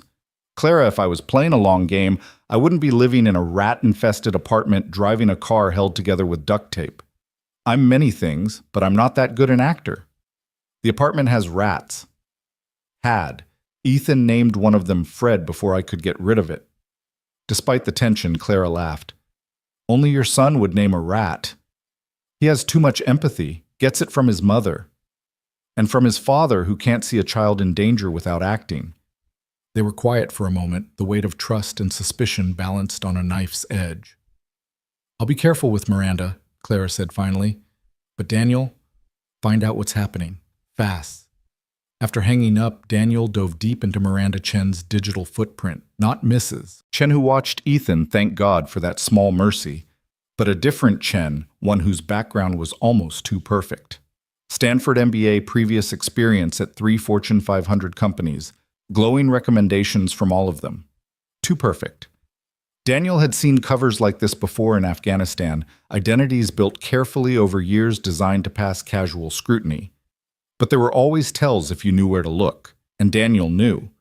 He found it at 11 p.m., a gap in her employment history 6 months in 2019 that were explained as personal travel, but corresponded with a spike in cyber attacks on defense contractors. Could be coincidence, or it could be someone's operative taking a break between assignments. His phone buzzed. Ethan texting from Mrs. Chen's phone. Dad, when are you coming home? Guilt washed over him. He'd been so focused on the hunt that he'd forgotten his son was waiting. On my way, buddy. He locked his files, encrypted his notes, and headed for the parking garage. The Honda started on the first try, a minor miracle, and he made it to Mrs. Chen's apartment in 20 minutes. I'm sorry, he said, scooping Ethan into a hug. Work ran late. It's okay, Ethan said, though his voice suggested it wasn't entirely. Mrs. Chen made dumplings. Dumplings sound amazing. They walked home together, Ethan chattering about school, while Daniel scanned the darkness, old habits demanding vigilance. Someone had accessed his son's school records. Someone was interested in his vulnerabilities. That night after Ethan was asleep, Daniel sat by his son's bed and watched him breathe. In Afghanistan, he'd protected strangers because it was his job. Now he was protecting Clara and Lily because why? Because it was his job. Because Clara trusted him. Or because somewhere in the last 3 weeks they'd become more than clients to protect his phone, lit up with a text from Clara. Can't sleep. Knowing Miranda might be a threat makes me want to pull Lily out of school and lock her in her room forever. That's not living, he typed back. That's just existing. Says the man who made me suspect everyone. Suspicion keeps you alive, but you're right, it's no way to live. We'll figure this out. We. Sunday arrived with unseasonable warmth for November, the kind of day that made Daniel second-guess his decision to wear his only good jacket. Ethan had insisted on bringing his electromagnetic project to show Lily carrying it like precious cargo as they drove through increasingly affluent neighborhoods toward Clara's estate. Dad, are these all single houses? Ethan pressed his nose against the Honda's window, watching mansions roll by like monuments to another world. Yeah, buddy. But they're so big. How many families live in each one? Usually just one. Ethan processed this information with 8-year-old logic. That seems lonely. Out of the mouths of babes, Daniel thought turning into Clara's driveway. The Georgian mansion rose before them like something from a movie, all perfect symmetry and manicured lawns. The Honda wheezed to a stop, looking desperately out of place among the landscape perfection. Before Daniel could second-guess coming, the front door burst open and Lily ran out, blonde pigtails flying. "Mr. Daniel, you came, She stopped just short of hugging him, suddenly shy. Daniel knelt to her level, his healing arm protesting slightly. "I promised, didn't I?" "Mommy said you always keep promises. Is that true?" "I try to." "This is Ethan," Daniel said, guiding his son forward. "Ethan, this is Lily." "You're the girl my dad saved," Ethan said with characteristic directness. "Your dad's a hero," Lily said solemnly. "Want to see my butterfly collection?" And just like that, the two children ran off together, Ethan's project abandoned on the porch in favor of new friendship. Daniel watched them go, something easing in his chest. Kids had a way of making everything simple. They make it look easy. He turned to find Clara in the doorway, dressed in jeans and a cashmere sweater that probably cost more than his rent, but somehow made her look approachable human. The CEO armor was gone, leaving just a mother watching her daughter laugh. "Kids don't know they're supposed to be different," Daniel said. "No, they don't." She studied him for a moment. "How's the arm?" "Better every day." "Good. Come in. I made dinner." "You cook." "I'm full of surprises." The inside of the house was less imposing than he'd expected, decorated with a warmth that spoke of actual living rather than magazine shoots. Children's artwork adorned expensive walls. Toys scattered across Persian rugs. It was a home that happened to be a mansion rather than a mansion pretending to be a home. The kitchen was enormous but cozy, filled with the smell of roasting chicken and something that might have been homemade bread. Clara moved around the space with easy familiarity, checking pots and adjusting temperatures. "I can help," Daniel offered. "You can sit and keep me company. Doctor's orders about that arm." He sat at the kitchen island watching her work. "You really did cook." "Every Sunday. It's the one normal thing I insist on. No staff, no catering, just me and Lily, and now you and Ethan apparently. We don't want to intrude on your tradition." "Daniel." She turned from the stove. "Stop. You're not intruding. You're invited. There's a difference." Through the window, he could see the children in the backyard, Ethan helping Lily catch something in a jar. Their laughter carried on the warm air, bright and uncomplicated. "I've been thinking about Miranda," Clara said, her voice dropping. "She's been with me for 2 years. Helped plan Lily's birthday parties, stayed late when I needed her. How do I reconcile that with what you found? People aren't always what they seem. Sometimes they're exactly what they seem for years until they're activated." "Activated? Like she's some kind of sleeper agent?" "Maybe. Or maybe she's just someone who made a deal with the wrong people. Debt blackmail threats. There are lots of ways to compromise someone." Clara pulled the chicken from the oven, golden and perfect. "I hate this, suspecting everyone. It's temporary. Once we identify the threat, you can go back to trusting people. Once you know betrayal is possible, can you ever really trust again?" Daniel thought about Sarah, how she'd trusted doctors who'd missed the early signs, trusted treatments that hadn't worked, trusted a universe that had failed her anyway. "I don't know, but I know you can't live without trying." The children burst through the back door, Ethan holding the jar triumphantly. "We caught a grasshopper. Lily says we can keep him until after dinner, then let him go." "His name is George," Lily announced. "George the grasshopper." "Of course it is," Clara said, smiling. "Wash your hands, both of you. Dinner's ready." They ate in the casual dining room. Apparently there was also a formal one that seated 20 conversation flowing easily around bites of perfectly roasted chicken. Ethan explained his electromagnetic project while Lily listened with genuine interest. Clara asked questions that showed she understood the science. Daniel found himself relaxing in a way he hadn't in years. "Mom was a teacher," Ethan was saying. "She said science was like magic except real." "Your mom sounds smart," Clara said gently. "She was. Dad says I get my brain from her." And your courage from him, Lily added matter-of-factly. Ethan beamed at this assessment while Daniel felt his throat tighten. Clara caught his eye across the table, a moment of shared understanding between single parents navigating the minefield of deceased spouses. After dinner, the children released George the Grasshopper with great ceremony, then settled in the living room with a movie. Daniel and Clara retreated to her study, a wood-paneled room lined with books and tactical brilliance. "I've been thinking about our problem," she said, pouring them both coffee from a service that looked antique. "If Miranda is compromised, we can use that. Feed her false information. Better, feed her true information that seems false. Make whoever she's reporting to doubt their own intelligence." Daniel smiled. "You're devious." "I'm a CEO. It's basically the same thing." She pulled out a laptop. "I had it give me backdoor access to Miranda's computer.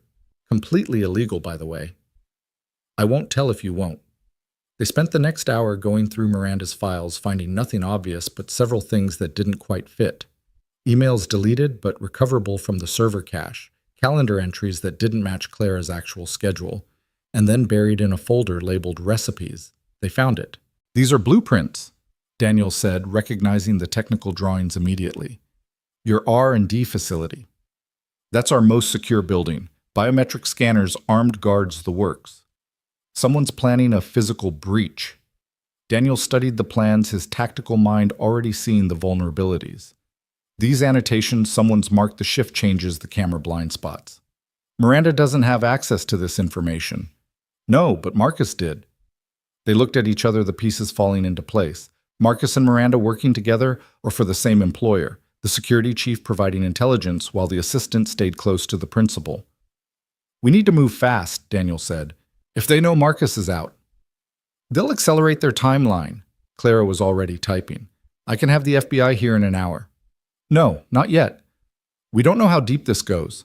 FBI involvement means reports, investigations, people asking questions.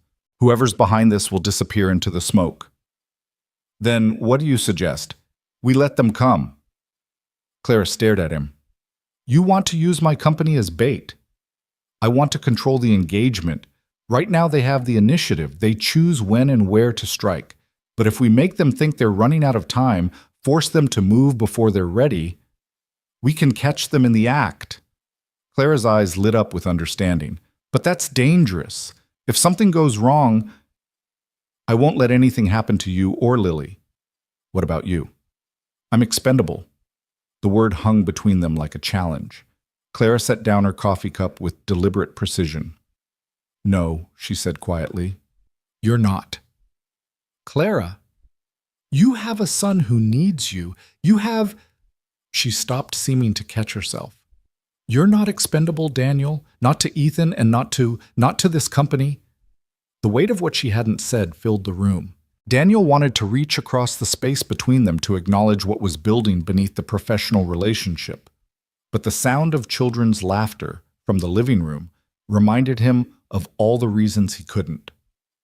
"Tomorrow," he said instead, "we feed Miranda information about a security system upgrade scheduled for Friday night. Make it seem like the R&D facility will be vulnerable during the transition. And when they come, I'll be waiting." Clara looked like she wanted to argue, but her phone buzzed with an incoming message. She glanced at it, frowning. "Speaking of tomorrow, there's something else. The board is calling an emergency meeting. Wright's been stirring up concerns about the security changes. He's moving fast, too fast. It feels like desperation. Maybe because he knows we're on to him." Daniel stood suddenly aware of how late it had gotten. "I should get Ethan home." "Stay." The word seemed to surprise them both. Clara flushed slightly. "I mean, it's late and the kids are having fun. We have guest rooms, plenty of space." "Clara, as friends, or as security consultant and client if that makes you more comfortable. But it's nice having another adult here. Having the kids play together. It feels normal. I was going to say real." Daniel understood. The mansion could feel like a beautiful prison, all that space emphasizing absence rather than presence. His apartment was cramped and worn, but at least the walls were close enough to hear Ethan breathing at night. "Okay," he said, "we'll stay." Clara's smile transformed her face, years of corporate armor falling away. I'll get the guest room ready. They found the children asleep on the couch, the movie still playing. Ethan was curled against one corner, Lily against the other. George the grasshopper's jar sitting empty between them with a note in crayon. We let him go early so he could find his family, E and L. They're good kids, Clara whispered. Yeah, they are. They carried the children upstairs, Daniel following Clara through hallways lined with family photos, Lily as a baby. Clara's wedding, he tried not to look too closely at that one generations of Donovans who'd built the fortune Clara now commanded.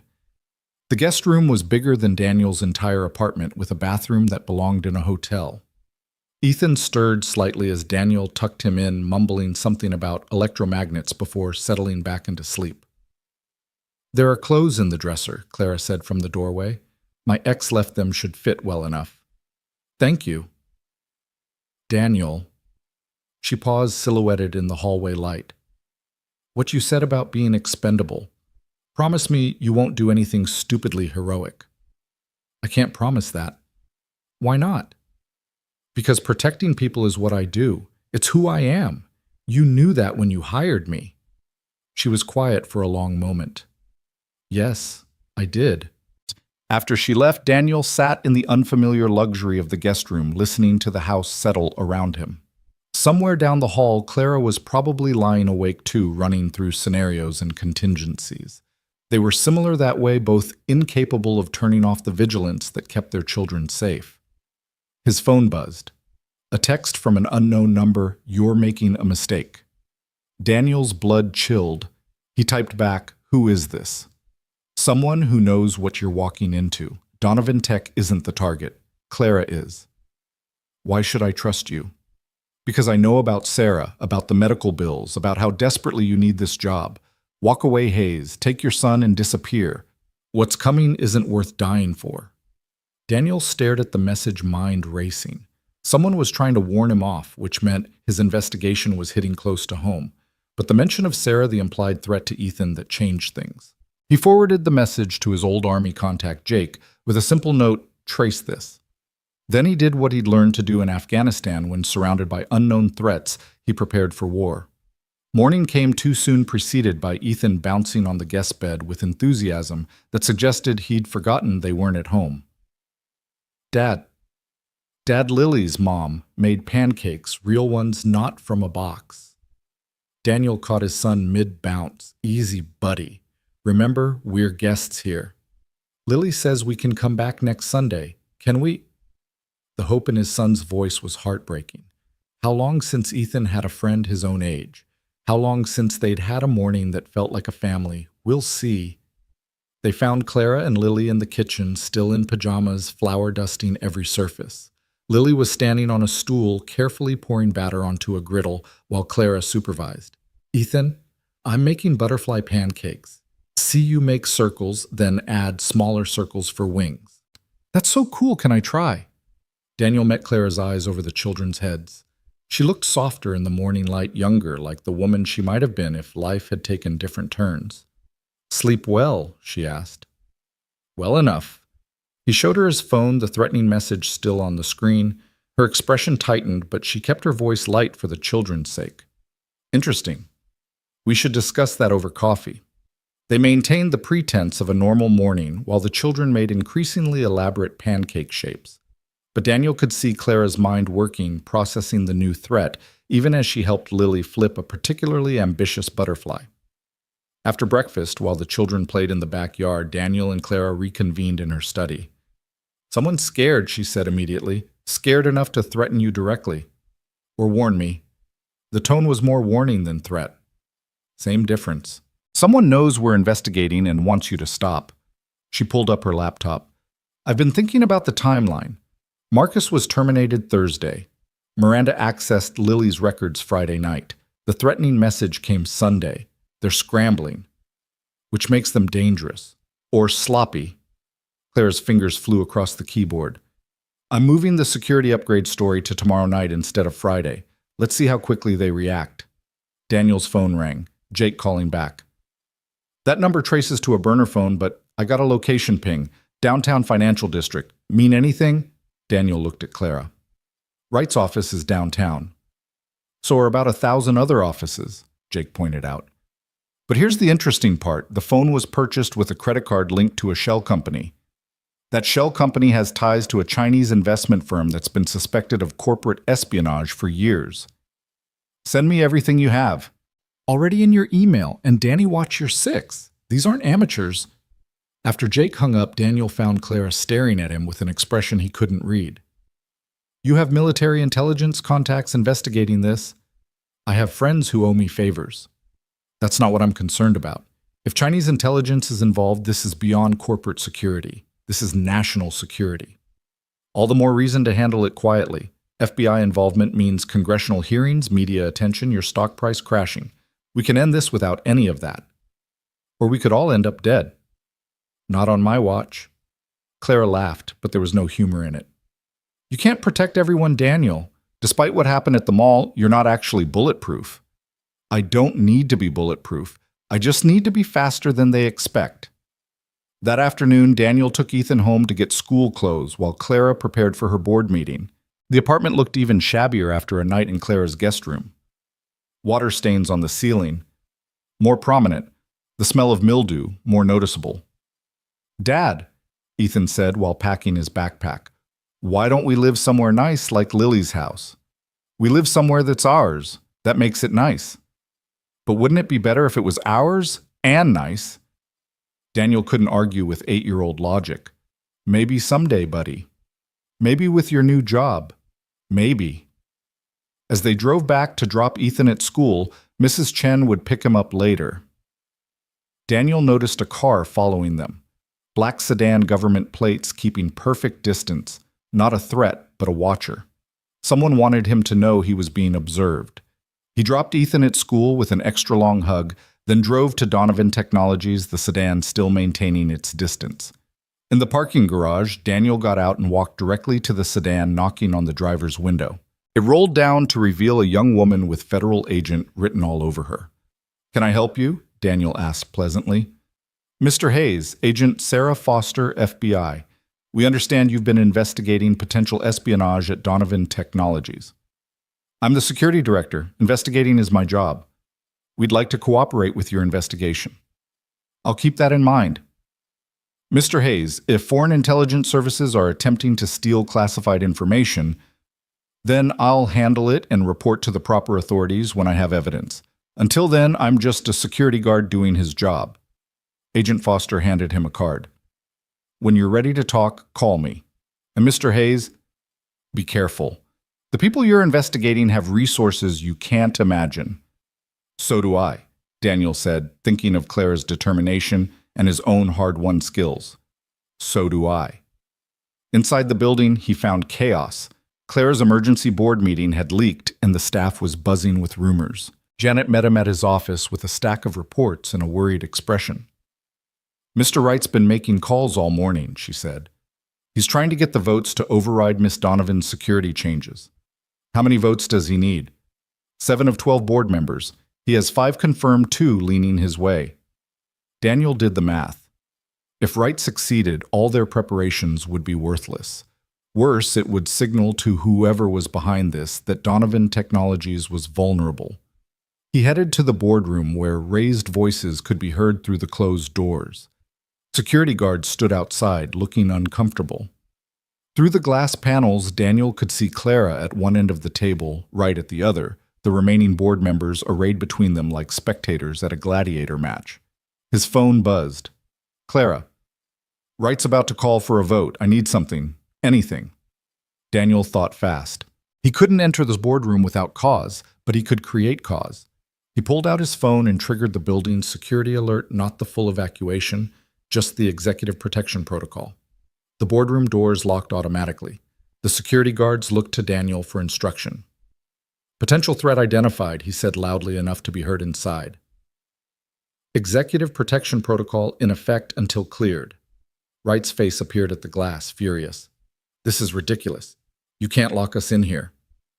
I can and I will, Mr. Wright. Your safety is my responsibility. Daniel held up his phone, showing the message from the unknown number. We received a credible threat against senior leadership. Until I can verify everyone's safety, you stay put. This is obviously a ploy to... Mr. Wright. Daniel interrupted, his voice carrying the authority of someone who'd commanded soldiers in combat. Are you suggesting I ignore a potential threat to board members' lives? Should I note that in my security report that you prioritized a vote over safety? Wright's face went purple, but he stepped back from the door. Daniel used the lockdown to run rapid background checks on all board members, present his phone connected to databases Jake had provided. Most came back clean, but 2 had anomalies, recent large deposits to offshore accounts that corresponded with the timing of the cyber attacks. He forwarded the information to Clara, who received it on her phone inside the locked boardroom. He watched through the glass as her expression shifted from concern to cold fury. Ladies and gentlemen, she said, her voice carrying despite the closed doors. I've just received some interesting information about unusual financial transactions involving board members.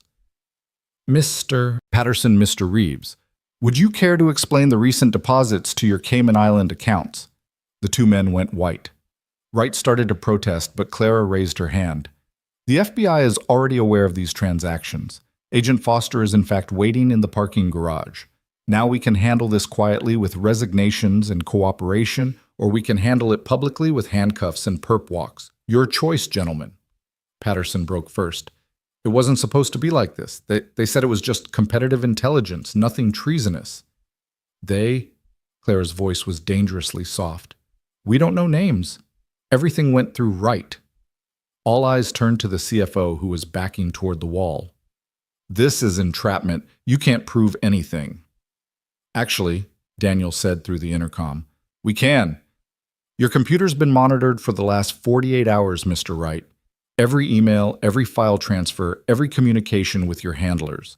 It's all documented. It was a bluff. They'd only been monitoring for 24 hours, but Wright didn't know that. His shoulders sagged in defeat. I needed the money, he said quietly. My divorce, the market crash, I was underwater on everything. They offered a solution. Who's they? Clara demanded. I don't know. Everything was anonymous cryptocurrency payments, encrypted communications, but they wanted access to the quantum encryption project. Clara's face went white.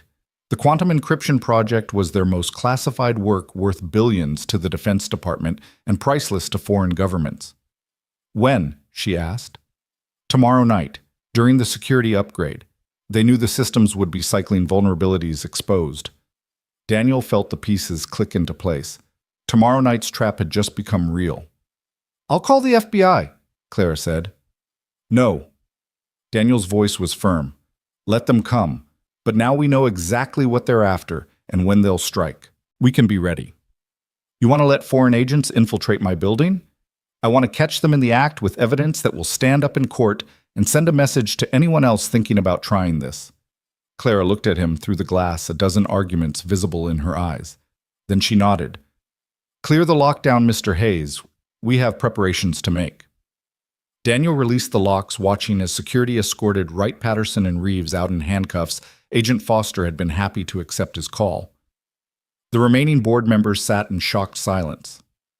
I believe, Clara said calmly, that concludes our discussion about security protocols, all in favor of Mr. Hayes's recommendations. Every hand rose. As the boardroom emptied, Clara approached Daniel in the hallway. Tomorrow night. Tomorrow night. You'll need backup. I'll have it. Professional backup, not just your army buddies. Clara, I know what I'm doing. Do you? Because from where I'm standing, you're planning to face an unknown number of foreign agents with what your winning personality and a fire extinguisher. Despite the tension, Daniel smiled. Worked last time. This isn't funny. I'm not laughing. He grew serious. But this is what you hired me for. Trust me to do my job. She wanted to argue, he could see it in every line of her body, but she nodded. Just come back alive. Ethan needs his father. Just Ethan. The question hung between them again, that dangerous territory they kept approaching but never entering. We all need you to come back, Clara said finally. The company needs its security director. That night, Daniel prepared meticulously. He called Jake and two other veterans he trusted, men who'd faced worse odds in Afghanistan and come home walking. He studied the building blueprints until he could navigate them blindfolded. He positioned cameras, sensors, and deterrents in carefully chosen locations. And he thought about the message he'd received, the warning to walk away. Someone had known about Sarah, about his desperation. Someone had been watching him long before he'd started investigating, which meant this was bigger than corporate espionage. It was personal to someone. His phone rang at midnight. Clara. "Can't sleep," she said without preamble. "Me neither. I keep thinking about the mall, how fast everything happened. This won't be like that. We're prepared this time. Are we, or are we just telling ourselves that because the alternative is too frightening?" Daniel didn't have an answer for that. "If something happens tomorrow," Clara continued, "I need you to know something. Hiring you wasn't just about security, it was about hope. Seeing someone make the right choice simply because it was right. Without calculating cost or benefit, it reminded me that not everything in this world is transactional. Clara, let me finish. You and Ethan, you've brought something to our lives that we didn't know was missing. Lily hasn't had nightmares since you started coming to dinner, and I sleep better knowing you're watching over us. We should talk about this after tomorrow. Should we, or will we just find new reasons to avoid it?" She was right, but tomorrow's danger made everything else seem premature. "After tomorrow," he promised. "We'll talk about everything. I'll hold you to that." After she hung up, Daniel stood at his apartment window, looking out at the city lights. Somewhere out there, foreign agents were preparing to steal secrets that could compromise national security. Somewhere, Miranda Chen was probably feeding them final intelligence. And somewhere Clara was lying awake, trusting him to keep her world safe. Tomorrow would bring resolution one way or another. Either they'd stop the threat, or everything would come crashing down. But tonight, in the space between danger and action, Daniel allowed himself to think about afterwards. About Sunday dinners becoming tradition. About Ethan and Lily growing up as something like siblings. About Clara's hand in his, not as CEO and security director, but as something more. Tomorrow he'd face whatever came with the skills war had taught him and the determination love had given him. But tonight, he simply stood watch. Guardian of dreams he was only beginning to let himself share. The next day dawned gray and cold November, finally remembering what season it was supposed to be. Daniel dropped Ethan at school with an extra tight hug that made his son squirm. "Dad, you're being weird." "Just love you, buddy." "Love you too, but you're still being weird." Daniel watched until Ethan disappeared into the building, then drove to Donovan Technologies. The black sedan was back Agent Foster keeping watch. He gave her a mock salute as he passed. Tonight she'd either be arresting foreign agents or investigating his corpse. He preferred the former. Clara was already in the security office when he arrived, looking like she hadn't slept. She dressed for war in a sharp black suit that meant business, her hair pulled back severely. "Miranda called in sick," she said without preamble. "First time in 2 years. She knows something's happening. Or she's been warned off." Clara pulled up security footage on the main screen. "I had the overnight shift review everything. Look at this." The footage showed the R&D building at 3 a.m. A van had pulled up to the loading dock, sat for exactly 3 minutes, then left. No one got in or out. "Reconnaissance," Daniel said. "They were timing the security patrol routes. Which means they're still coming tonight." Daniel's phone buzzed. Jake and his team had arrived, were setting up in the building across the street with clear sightlines to all entrances. Professional soldiers who'd traded uniforms for civilian clothes but never lost their edge. "Your backup?" Clara asked. "Part of it." "And the other part?" "You'll see." They spent the morning finalizing preparations. Daniel positioned cameras in blind spots Marcus had never noticed, installed motion sensors and air vents, and rigged silent alarms throughout the R&D facility. By noon, the building was as ready as he could make it. "You should go home," he told Clara. "Be with Lily. If something goes wrong." "If something goes wrong, I'll be exactly where I need to be. This is my company, Daniel. I'm not running. This isn't about courage. It's about keeping you safe." "No, it's about showing whoever's behind this that Clara Donovan doesn't abandon her people or her responsibilities." She met his eyes steadily. "Would you leave if positions were reversed?" He wouldn't, and they both knew it. "Then we do this together," she said. The afternoon crawled by with agonizing slowness. Daniel checked and rechecked equipment, ran through scenarios with Jake's team coordinated with building security, who thought this was just an elaborate drill. At 4 o'clock, he sent everyone home except essential personnel claiming system maintenance required a skeleton crew. At 5, Clara appeared with coffee and sandwiches. You need to eat. Not hungry. Wasn't a request. She pushed a sandwich toward him. Ethan needs you functional, not heroic. They ate in silence, the weight of coming violence hanging between them. Outside, the sun was setting, painting the city in shades of amber and shadow. Somewhere in that dying light, threats were mobilizing. I've been thinking, Clara said quietly, about what happens after tonight, assuming we survive. We'll survive. Your confidence is reassuring, if not entirely convincing. She turned her coffee cup in slow circles. But after, when the threat is neutralized and life goes back to normal, what then? Then we figure out what normal means. Does it mean Sunday dinners? Does it mean you and Ethan being part of our lives beyond professional obligations? Daniel set down his sandwich. What do you want it to mean? I want. She stopped, frustrated. I don't know how to do this. I negotiate billion-dollar deals, but I don't know how to tell you that watching you with Lily, seeing how gentle you are despite everything you've been through, it makes me feel things I thought I'd buried with my marriage. Clara, and I know it's complicated. You work for me. Our kids are involved. There are 1,000 reasons why this is a bad idea. But when you texted me at 3 in the morning about electromagnetic fields, I smiled for the first time that day. When Ethan fell asleep on my couch, it felt like home in a way that house hasn't in years.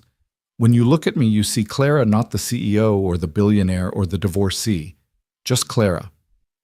Daniel wanted to reach for her to bridge the space between their chairs, but the monitors around them showed security feeds of a building under threat, reminding him why they were here. After tonight, he promised, we'll talk about everything. You keep saying that. Yeah, because I need you focused on surviving, not on what comes next. I'm a multitasker. Not tonight. Tonight you're just staying alive. At 7 o'clock, Daniel's phone chimed with a message from Jake. Movement, 3 vehicles approaching from different directions. They're here, Daniel told Clara. Time to go.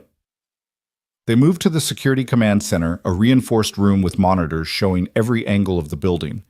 Clara had insisted on staying despite his protests, and he'd finally agreed on the condition that she wear a bulletproof vest. It made her look smaller, somehow more vulnerable, despite its protection. Vehicle 1 just passed the north entrance, Jake reported through the earpiece. 2 occupants, both male.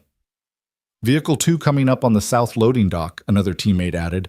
Female driver can't see passengers through the tinted windows. Daniel watched the feeds, his mind calculating angles and probabilities. They were being careful professional. This wasn't a smash and grab, it was a coordinated infiltration. There, Clara pointed to a monitor showing the parking garage. That janitor, we don't have anyone scheduled tonight. Daniel zoomed in on the figure pushing a cleaning cart. The uniform was right, but the gait was wrong, too smooth, too purposeful. Military training disguised, but not entirely hidden. First operative inside, he reported to Jake. Parking level 2. I have eyes on. More movement on the monitors. The vehicles had discharged passengers who melted into shadows around the building. Daniel counted at least 8 operatives, possibly more. They're not all going for the R&D facility, Clara observed. Look, 2 are heading for the executive level. Daniel's blood chilled. They weren't just after the quantum encryption project, they were after Clara herself. The theft was a distraction. Change of plans, he said into his mic. This is a kidnapping attempt. Primary target is Clara Donovan. Copy that? Adjusting positions. We need to get you out, Daniel told Clara. No, if I run now, they'll know we were ready. They'll disappear and try again later. She pulled up the building schematics. Besides, the executive level is locked down. They'll need time to breach. Time we can use. Daniel made a decision. Stay here. Lock the door behind me. Don't open it for anyone but me. Where are you going? Hunting. He moved through the building like a ghost, using service corridors and maintenance shafts Marcus had never bothered to map. The first operative was in the stairwell climbing toward the executive level. Daniel waited in the shadows until the man passed, then struck with precise force a chokehold that cut off consciousness without permanent damage. He zip-tied the unconscious operative and took his equipment, a Chinese-made tactical rifle, night vision goggles, and a communications device crackling with Mandarin. "One down," he reported to Jake. "Two more entering the R&D level. They've got some kind of electronic lock breaker." Daniel moved toward R&D, but his phone buzzed with a security alert from the command center. Someone was trying to override the lock. Clara was trapped. He ran, no longer caring about stealth. The executive elevator was locked down, so he took the stairs 3 at a time, his healing arm protesting with each swing. 17th floor, 18th, 19th. Gunfire erupted somewhere below. Jake's team had engaged. "Multiple hostiles in the parking structure," Jake reported. "We're pinned. Can't provide support." Daniel reached the command center hallway to find 2 operatives working on the door. They turned at his approach weapons, rising. Daniel dove left as bullets sparked off the marble walls. He rolled behind a decorative pillar, mind racing. 2 against 1, they had superior position, and Clara was trapped behind them. Then he heard the fire alarm. Clara had triggered it from inside the command center. The sprinkler system activated, dousing the hallway in torrents of water. The operative's night vision became useless water droplets, fracturing the infrared into chaos. Daniel moved in the confusion muscle memory from a dozen night raids in Afghanistan guiding him. The first operative went down to a strike to the knee, followed by an elbow to the temple. The second managed to get a shot off the bullet, grazing Daniel's ribs before he could disarm and neutralize him. "Clear," he gasped into his mic, then pounded on the command center door. "Clara, it's me!" The door opened, and Clara pulled him inside, her eyes wide at the blood spreading across his shirt. "You're hit." "Grazed. I'm fine." Though fine was relative, the pain was significant and growing. "We need to move. They know you're here now." "The FBI.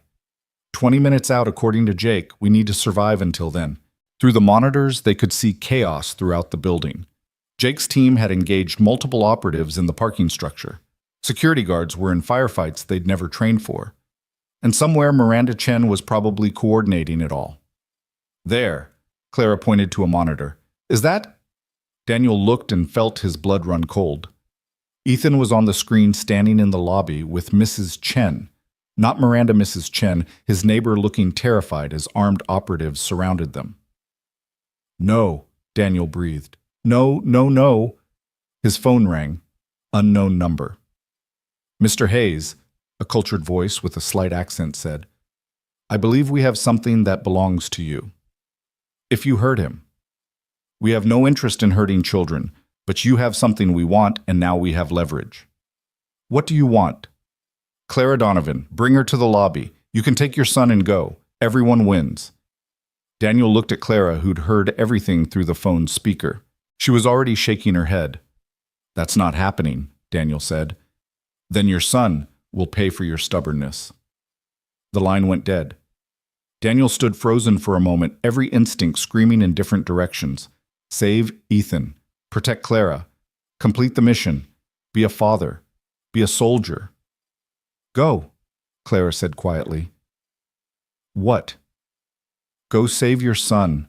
I'll handle this." "They'll take you." "Maybe. But Ethan doesn't deserve to suffer for our fight." She moved to the weapons locker, pulling out a pistol with surprising familiarity.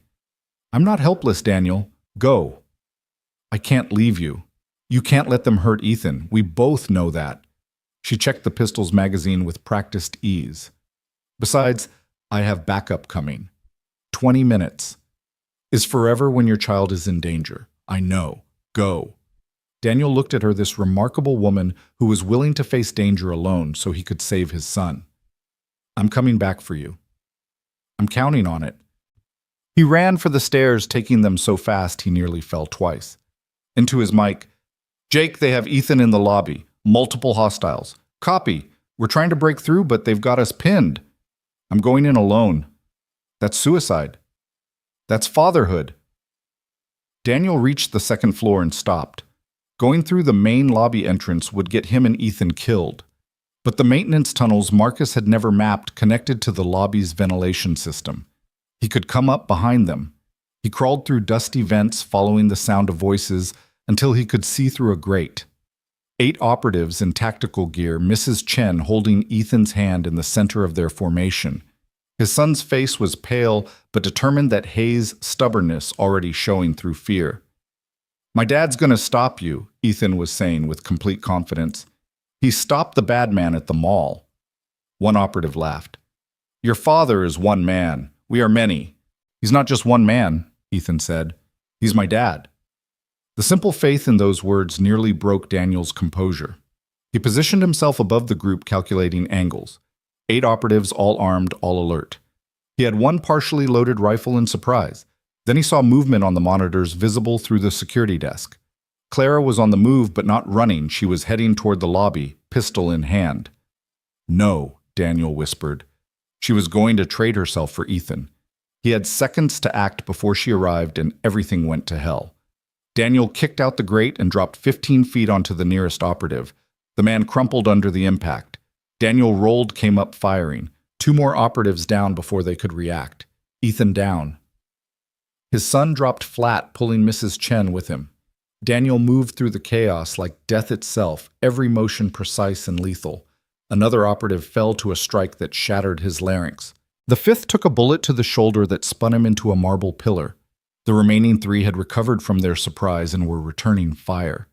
Daniel dove behind the security desk as bullets shredded the air where he'd been. He was pinned out of ammunition, and Ethan was still in the line of fire. Then Clara appeared in the doorway, her pistol raised. She fired with surprising accuracy, dropping one operative who'd been flanking Daniel's position. The distraction was enough. Daniel vaulted over the desk, closing the distance to the nearest threat. They went down in a tangle of limbs, fighting for control of the rifle. A shot rang out. Daniel felt the bullet pass inches from his head.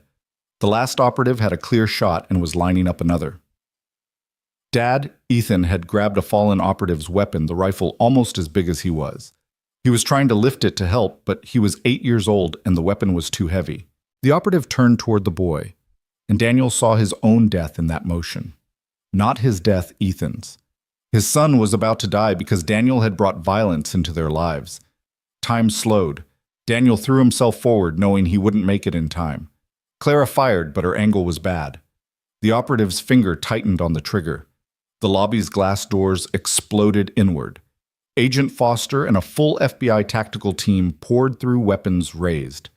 "Federal agents, drop your weapons."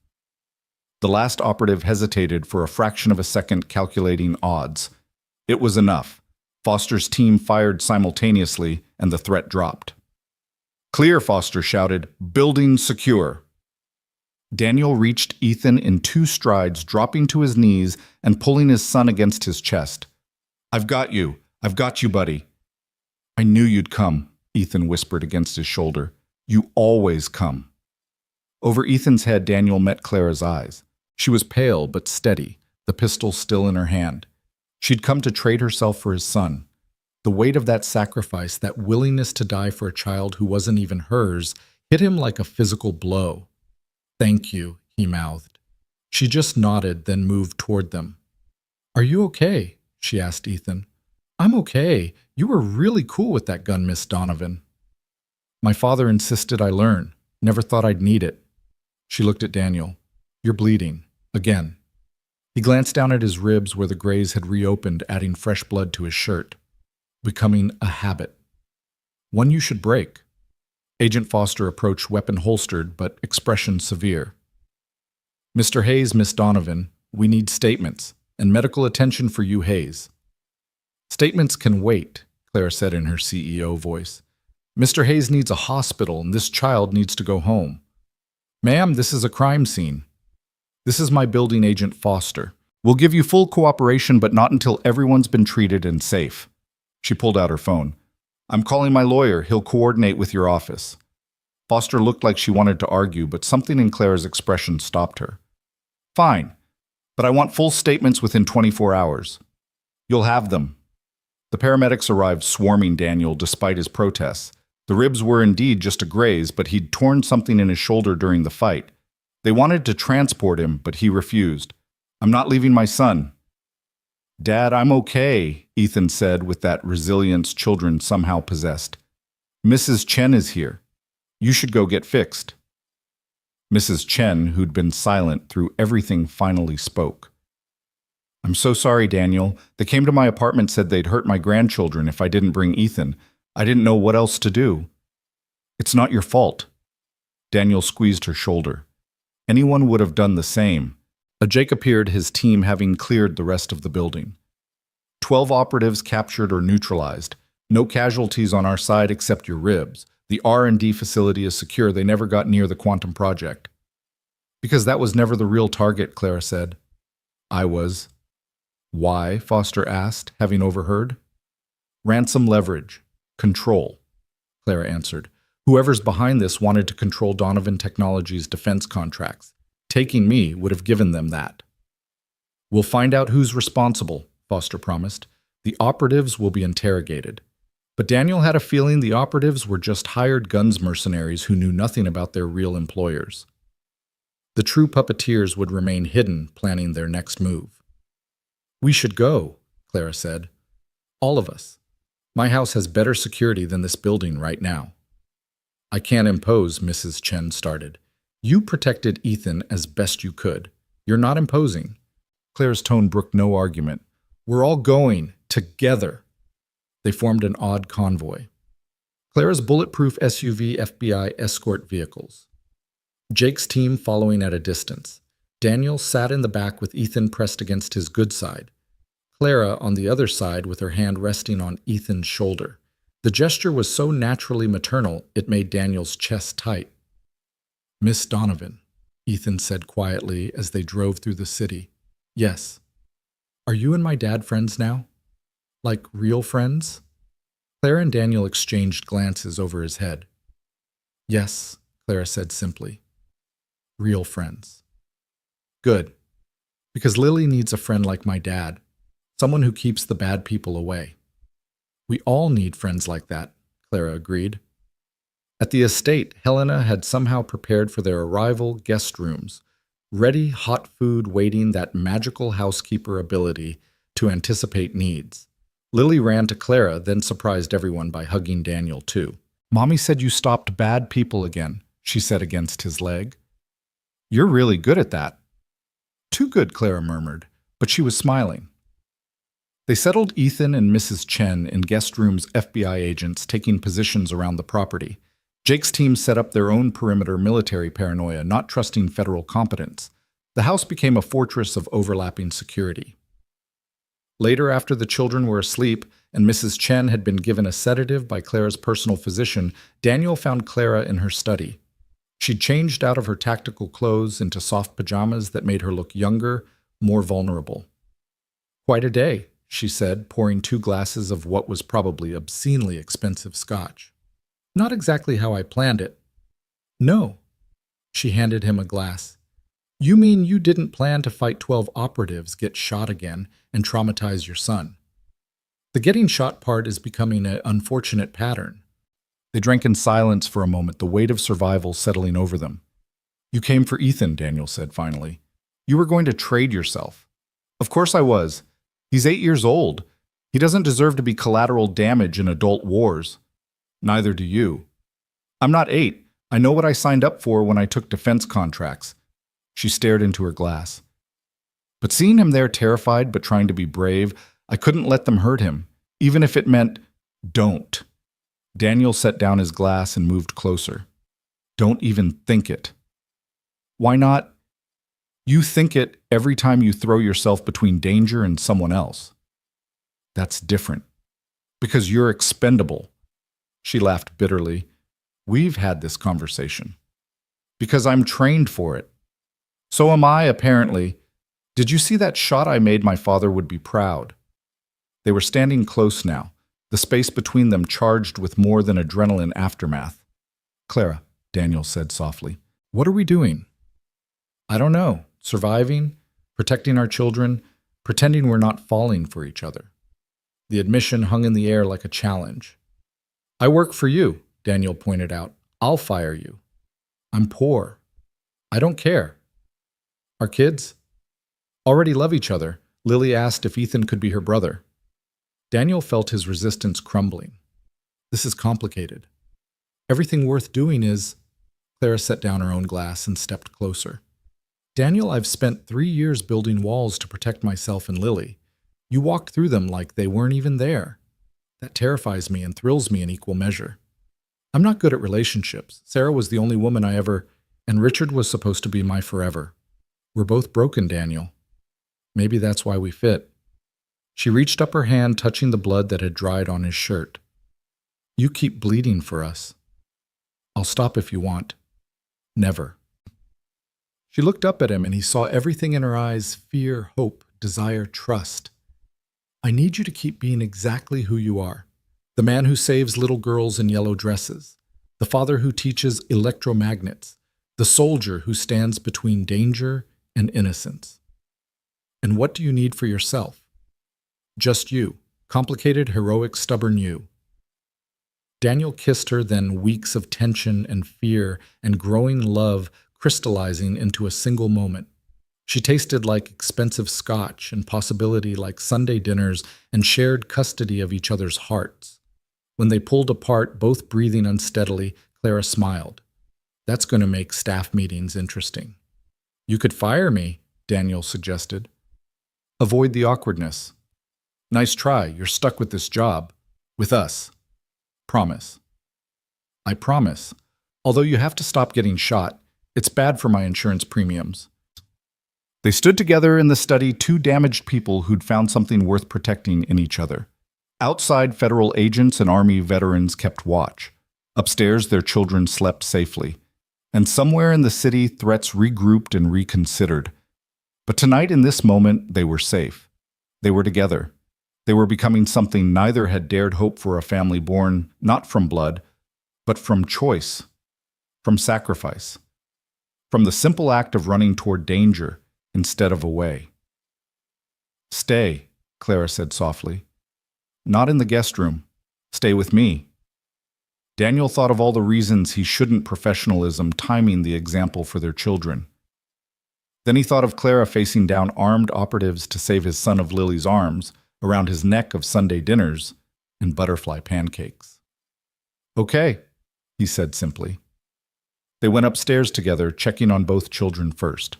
Ethan had kicked off his covers, and Daniel tucked him back in, pressing a kiss to his forehead. Lily had her stuffed rabbit clutched tight, and Clara smoothed her hair gently.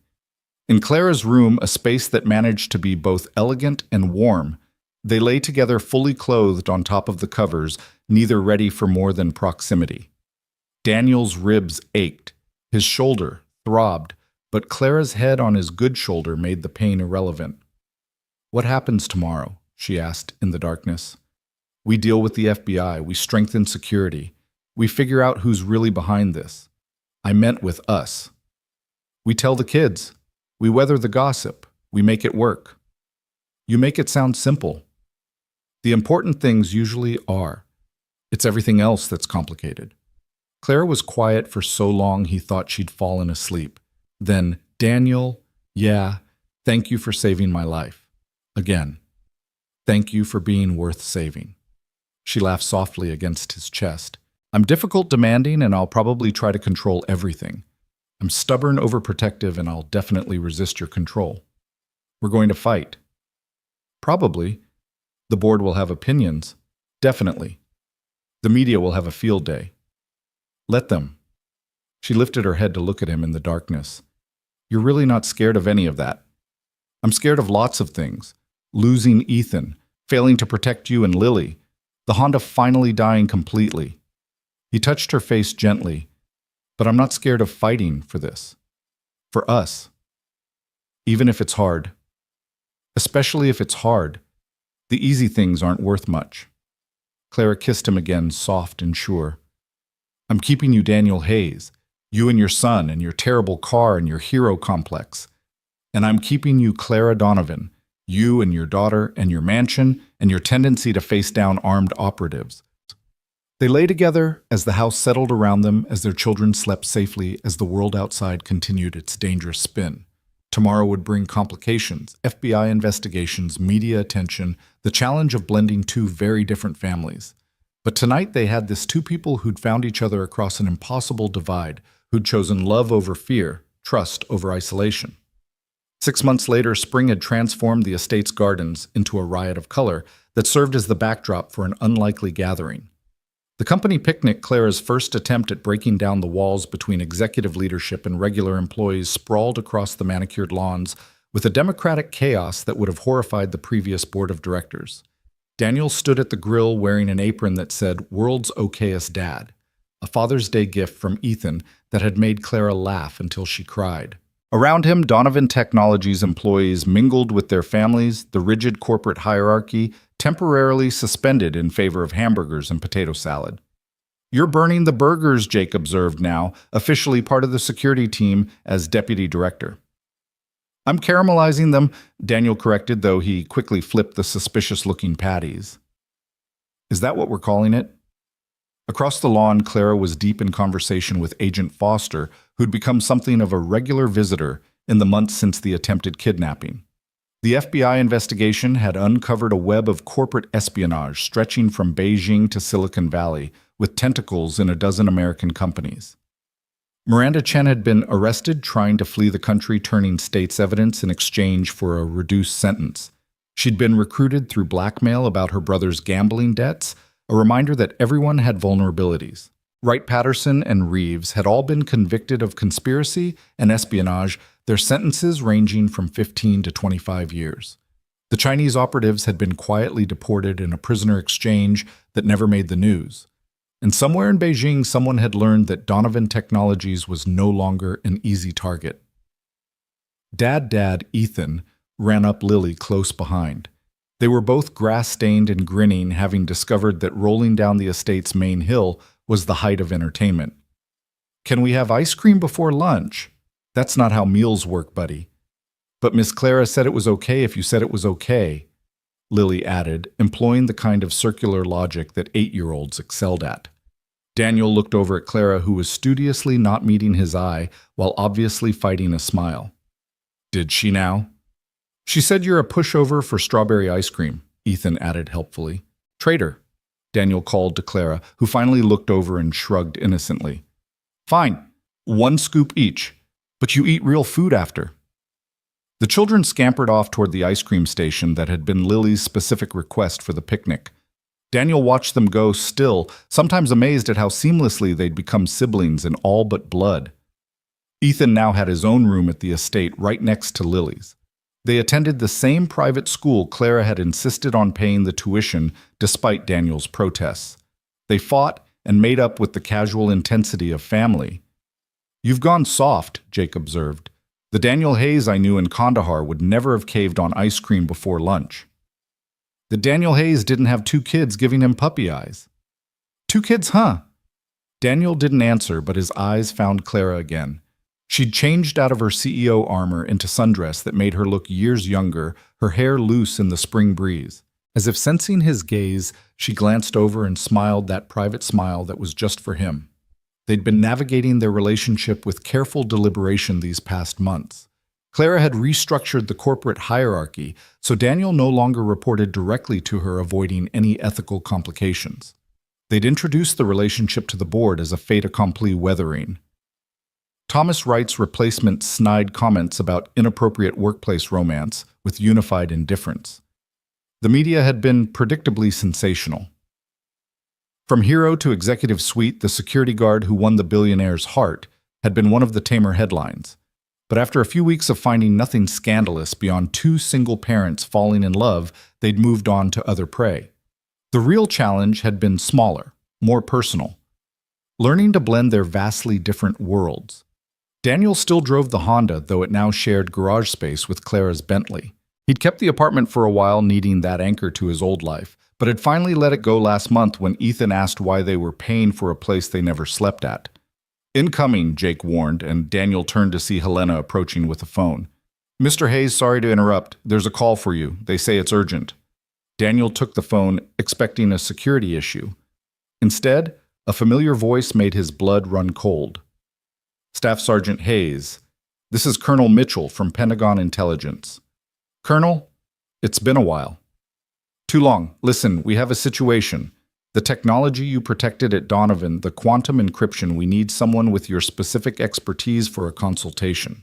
Strictly advisory, but it's critical. Daniel's eyes found Clara, who was watching with sudden concern. I'm retired colonel. I know, but your country needs you. Just a few days. We'll make it worth your while. I need to discuss this with my family. There was a pause. Family. Right, the Donovan situation. That's actually part of why we need you. Your unique position gives you insights we need. After Daniel hung up, Clara was already beside him, having read his expression from across the lawn. What is it? Pentagon wants me for a consultation. Something about the quantum encryption project. The one the Chinese tried to steal. Yeah, they say they need my expertise, but something feels off. Clara's hand found his, their fingers interlacing with practiced ease. You think it's a trap? I think someone's playing a game we don't understand yet. Before Clara could respond, a commotion erupted near the dessert table. One of the newer employees, a programmer named David Chen.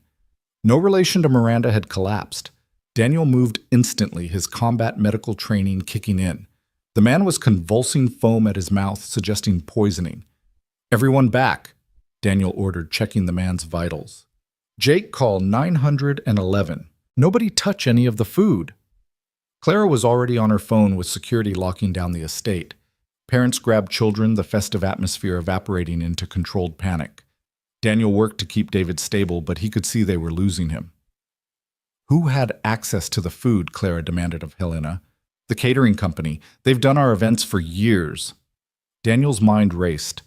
David Chen had been hired 3 months ago, part of the quantum encryption team. If someone wanted to eliminate key personnel, it wasn't random, he told Clara quietly. David was targeted. The ambulance arrived in minutes, paramedics taking over, but Daniel could see in their eyes what he already knew: it was too late. David Chen died before they reached the hospital. The estate became a crime scene for the second time in 6 months. FBI agents interviewed everyone while hazmat teams tested all the food. Families were sent home after giving statements. The children were sequestered in the house with Helena, away from the chaos. Agent Foster found Daniel and Clara in the study as the sun was setting, her expression grim. Polonium, she said without preamble.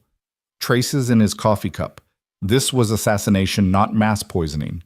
Polonium means state actors, Daniel said. Russia's signature. Which doesn't make sense, Clara added. The Chinese were behind the previous attempt. Unless someone wants us to think it was Russia, Foster said.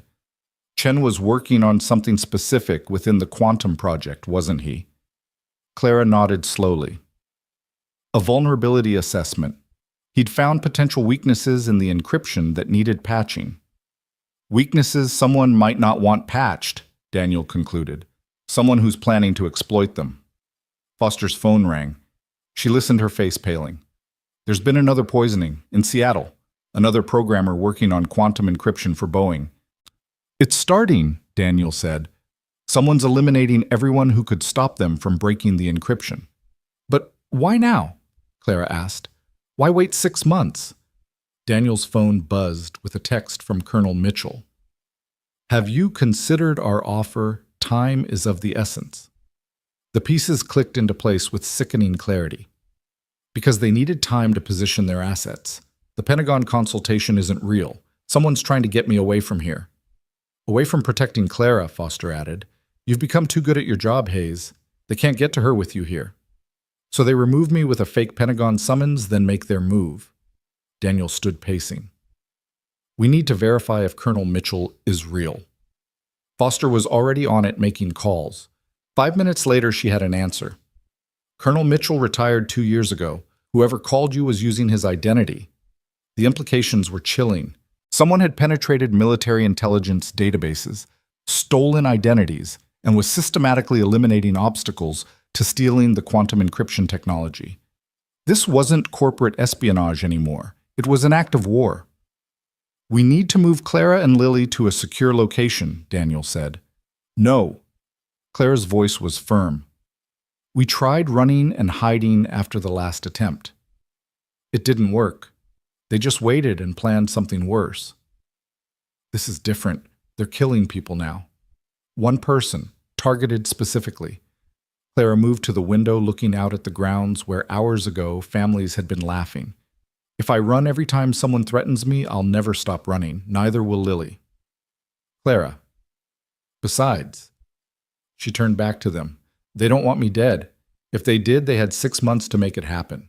They want me alive but vulnerable. The question is why? Daniel knew she was right, but every instinct screamed to bundle her and the children into a car and disappear. Fine, but we double security. Nobody gets near you or the kids without going through multiple checkpoints. Agreed, and Daniel, no Pentagon consultations. Wasn't planning on it. Foster left to coordinate with her team, leaving Daniel and Clara alone in the gathering darkness. She moved into his arms, resting her head against his chest. I'm scared, she admitted quietly. Good. Fear keeps you careful. Are we ever going to be free of this? Or is this our life now, constant threats looking over our shoulders, wondering if the next company picnic will include assassination? Daniel wished he could lie to her, offer comfort that everything would be fine, but she deserved truth. I don't know. The technology you're developing is too valuable, too dangerous in the wrong hands. There will always be someone trying to steal it. Then maybe we shouldn't develop it. You don't mean that, she sighed. No, I don't. The quantum encryption could protect millions of people, prevent cyber attacks, secure infrastructure. I can't walk away from that responsibility. And I can't walk away from protecting you.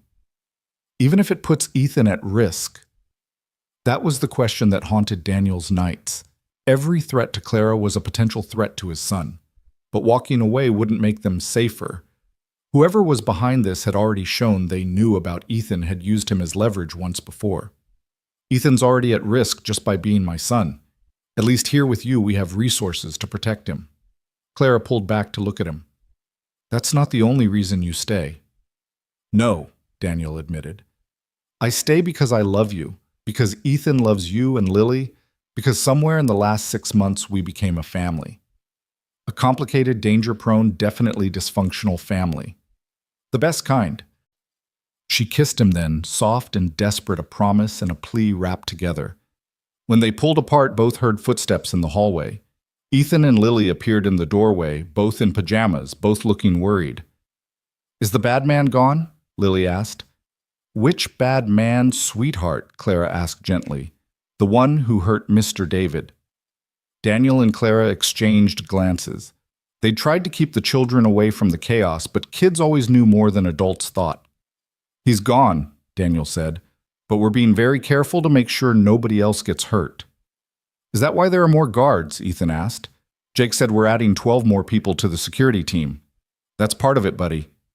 The children climbed onto the couch between them, seeking comfort in proximity. Daniel wrapped an arm around Ethan while Clara held Lily close. Are we safe? Lily asked in a small voice.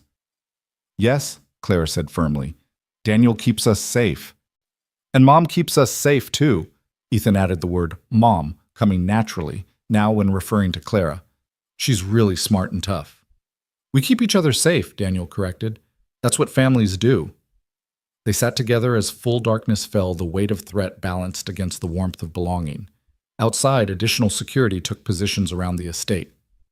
Somewhere in the city, Agent Foster coordinated with federal resources to identify the new threat. And somewhere else, enemies planned their next move in a game whose rules kept changing. But in this moment, in this room, they were just a family, unusual, imperfect, forged in crisis, but sustained by choice. Daniel thought about the mall, that split-second decision to save a little girl in a yellow dress. How that moment had rippled outward, changing everything, bringing him here to this complicated happiness. His phone buzzed with another text from the fake Colonel Mitchell, Last chance, Hayes. Accept our offer or face the consequences. Daniel showed it to Clara, who took his phone and typed back, Come and try. That might provoke them, Daniel warned. Good. I'm tired of waiting for the next attack. If they want to fight, let's give them one. That's not very CEO-like thinking. No, Clara agreed, but it's very much like thinking from someone who's tired of people threatening her family. Family. The word settled between them like a vow. Whatever came next, they'd face it together. The warehouse worker turned security director, the billionaire CEO with a fighter's heart, and two children who'd learned too young that love sometimes meant standing between danger and innocence. The next morning brought a new development. David Chen's apartment had been searched, revealing something unexpected. He'd been investigating the quantum encryption vulnerabilities on his own time, but not to patch them. He'd been planning to sell the information to the highest bidder. So he wasn't an innocent victim, Foster explained over breakfast. He was killed because he was competition. Someone else wants those vulnerabilities, and they eliminated Chen to prevent him from selling them first. Which means, Daniel said slowly, the attack is imminent. They wouldn't risk a murder unless they were ready to move. Clara set down her coffee cup. The next board meeting is Thursday. All senior staff will be present, including the quantum team leaders. Perfect opportunity to strike, Daniel agreed. They'll expect me to be at the Pentagon.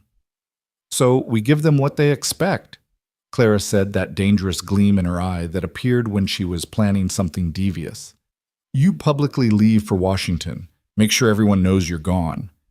And actually, you'll be exactly where they don't expect, right here waiting for them.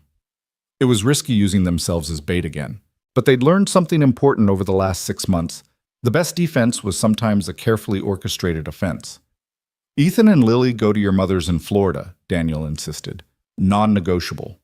Agreed. Helena goes with them. They spent the next 2 days preparing an elaborate deception. Daniel made visible preparations for a trip to Washington, booking flights, arranging meetings, even packing bags that went to the airport. Meanwhile, Jake's team prepared the real surprise, a trap that would catch whoever came for Clara and the quantum technology. Wednesday night, Daniel said goodbye to Ethan at the airport, the hug lasting longer than necessary. It's just for a few days, Daniel promised. I know, but be careful, Dad. Mom needs you. The casual way Ethan called Clara Mom still made Daniel's chest tight. I'll be careful. You take care of Lily and Grandma. Grandma says I can learn to surf. Of course she does. After watching the children's plane take off with Helena and 2 undercover security agents, Daniel didn't board his own flight. Instead, he slipped out a service entrance and into a waiting car driven by Jake. You sure about this? Jake asked. No, but it's better than waiting for them to choose the time and place. They drove back to the estate through back roads, Daniel hidden in the back seat. The house was officially empty except for Clara and minimal security, perfect bait for anyone watching. That night, Daniel took position in the panic room Clara had installed after the first attack monitors showing every angle of the house and grounds. Clara was in her study working late, as was her habit, maintaining the illusion of normalcy. At 2 a.m. they came. Not through the gates or over the walls, but from below the old steam tunnels that ran beneath the estate, a vulnerability Marcus had never identified, but Daniel had found weeks ago. He'd left them deliberately unguarded, a honey trap for anyone smart enough to find them. 4 figures emerged from a maintenance hatch in the garden, moving with professional silence toward the house. Daniel tracked them on infrared, noting their positions, their weapons, their formation. Special forces trained, but not American. The gate suggested European, possibly British or German. 4 hostiles in the garden, he whispered into his mic. Jake, hold position. Let them enter. The intruders bypassed the alarm system with embarrassing ease. Daniel had deliberately left certain codes unchanged to make them overconfident. They entered through the kitchen, spreading out in a search pattern. Clara played her part perfectly, appearing to work obliviously in her study as footsteps approached. The lead intruder entered weapon raised, and Clara's scream of surprise was entirely genuine, despite being planned. Don't move, Miss Donovan, the man said in accented English. German, Daniel confirmed. We're not here to hurt you if you cooperate. What do you want? Access to the quantum files. Transfer them to this drive. He tossed a USB device onto her desk. Any tricks and things become unpleasant. Clara's hand shook as she inserted the drive. The shaking was real, the fear was not. The drive contained Jake's surprise, a virus that would track back to whoever received the files while appearing to transfer the requested data. It's done, she said after a few minutes. Excellent. Now you're coming with us. Insurance, you understand. That wasn't the plan, another intruder said sharply. Plans change. She's too valuable to leave behind. This was the moment. Daniel moved through hidden passages he'd mapped over months, emerging behind the intruders in the hallway. The first one went down silently to a chokehold. The second managed to shout before Daniel's strike dropped him. The two in the study spun, weapons rising, but Clara had already dropped behind the desk. Daniel rolled as bullets sparked off the doorframe, came up firing with the tranquilizer gun he preferred for non-lethal takedowns. One intruder staggered and fell. The leader grabbed Clara, using her as a shield. "Back off, or she dies." "You're not going to kill her," Daniel said calmly, weapon steady. "She's your meal ticket. Without her, you have nothing to sell." "I don't need to kill her, just hurt her enough to make you cooperate." The man's knife appeared, pressing against Clara's throat. A bead of blood appeared, and Daniel saw red. "Mistake," he said quietly. The lights went out, Jake's timing perfect. In the darkness, Daniel moved by memory and instinct. The knife clattered away. A body hit the floor. When the lights returned seconds later, the leader was unconscious, and Clara was in Daniel's arms, a thin line of blood on her throat, the only damage. "You're late," she said shakily. "Traffic was terrible." FBI agents flooded the house, Foster leading them with barely contained fury. "You should have told us about the trap and risk a leak." Clara was already back in CEO mode despite the blood on her neck. "We needed them confident enough to take the bait." The four intruders were processed, their equipment cataloged. The USB drive was analyzed, revealing its destination, a server in Switzerland linked to a private military company that sold to the highest bidder. "Mercenaries," Foster said with disgust. "They were going to auction the quantum technology." "Not anymore," Clara said. "The virus Jake planted will destroy any system that tries to access the fake files, and now we know where they are." By dawn, Swiss authorities, in cooperation with Interpol, had raided the military company's headquarters, arresting 17 people and seizing servers full of stolen corporate secrets from dozens of companies. The quantum encryption technology was safe, the immediate threat neutralized. Daniel and Clara stood on the estate's main balcony, watching the sun rise over gardens that had seen too much violence. She leaned against him, exhaustion finally showing. "Is it over?" she asked. "This round is. There'll be others." "There always are." She turned in his arms. "But we'll be ready. Together." "Together," Daniel agreed, sealing the promise with a kiss. 2 days later, the children returned from Florida, tanned and chattering about surfing lessons. The estate returned to its new normal, enhanced security protocols, regular FBI check-ins, but also family dinners and homework help, and the casual chaos of two 8-year-olds who considered themselves siblings. At the next board meeting, Clara announced a new initiative hiring veterans for security positions across all Donovan Technologies facilities, with Daniel leading the program. It would provide jobs for those who'd served while ensuring the company had protection from people who understood real threats. "From warehouse to boardroom," one member commented. "Quite a journey, Mr. Hayes." "Every journey starts with a single step," Daniel replied. "Mine just happened to be toward a little girl who needed help." Lily, who'd been allowed to attend the meeting's conclusion, beamed at him from her seat beside Clara. "And now he protects all of us." "That's the job," Daniel said, but his eyes found Clara's, and the truth was deeper. It wasn't just a job anymore. It was a calling, a purpose, a family built from crisis but sustained by love. Later, as spring evening settled over the estate, and the four of them played board games in the living room, Daniel reflected on the strange path that had brought him here. 6 months ago, he'd been nobody, a struggling single father working nights to make rent. Now he was director of security for a Fortune 500 company, partner to one of the country's most powerful CEOs, and part of a family that shouldn't work, but somehow did. The threats would continue. There would always be someone trying to steal what Donovan Technologies created, someone willing to use violence to get it. But they'd face those threats together, this unlikely family forged in a mall's chaos and tempered by shared danger. "Dad," Ethan said, interrupting his thoughts. "Your turn." Daniel looked at the Monopoly board where his son had somehow acquired most of the properties despite being 8. Clara was laughing at something Lily had whispered. Outside, Jake's team maintained their watch. The world spun on dangerous and beautiful in equal measure. Dad, Ethan prompted again. Sorry, buddy, just thinking. About what? Daniel looked at his son at Lily, carefully organizing her play money at Clara, meeting his eyes with that smile that was just for him. About how sometimes the worst moments lead to the best outcomes. Like when you got shot but met Clara and Lily. Exactly like that. Clara reached over, taking his hand. No regrets. None, Daniel said, meaning it completely. Not one. As they played on into the evening, the estate's elaborate security system hummed quietly in the background.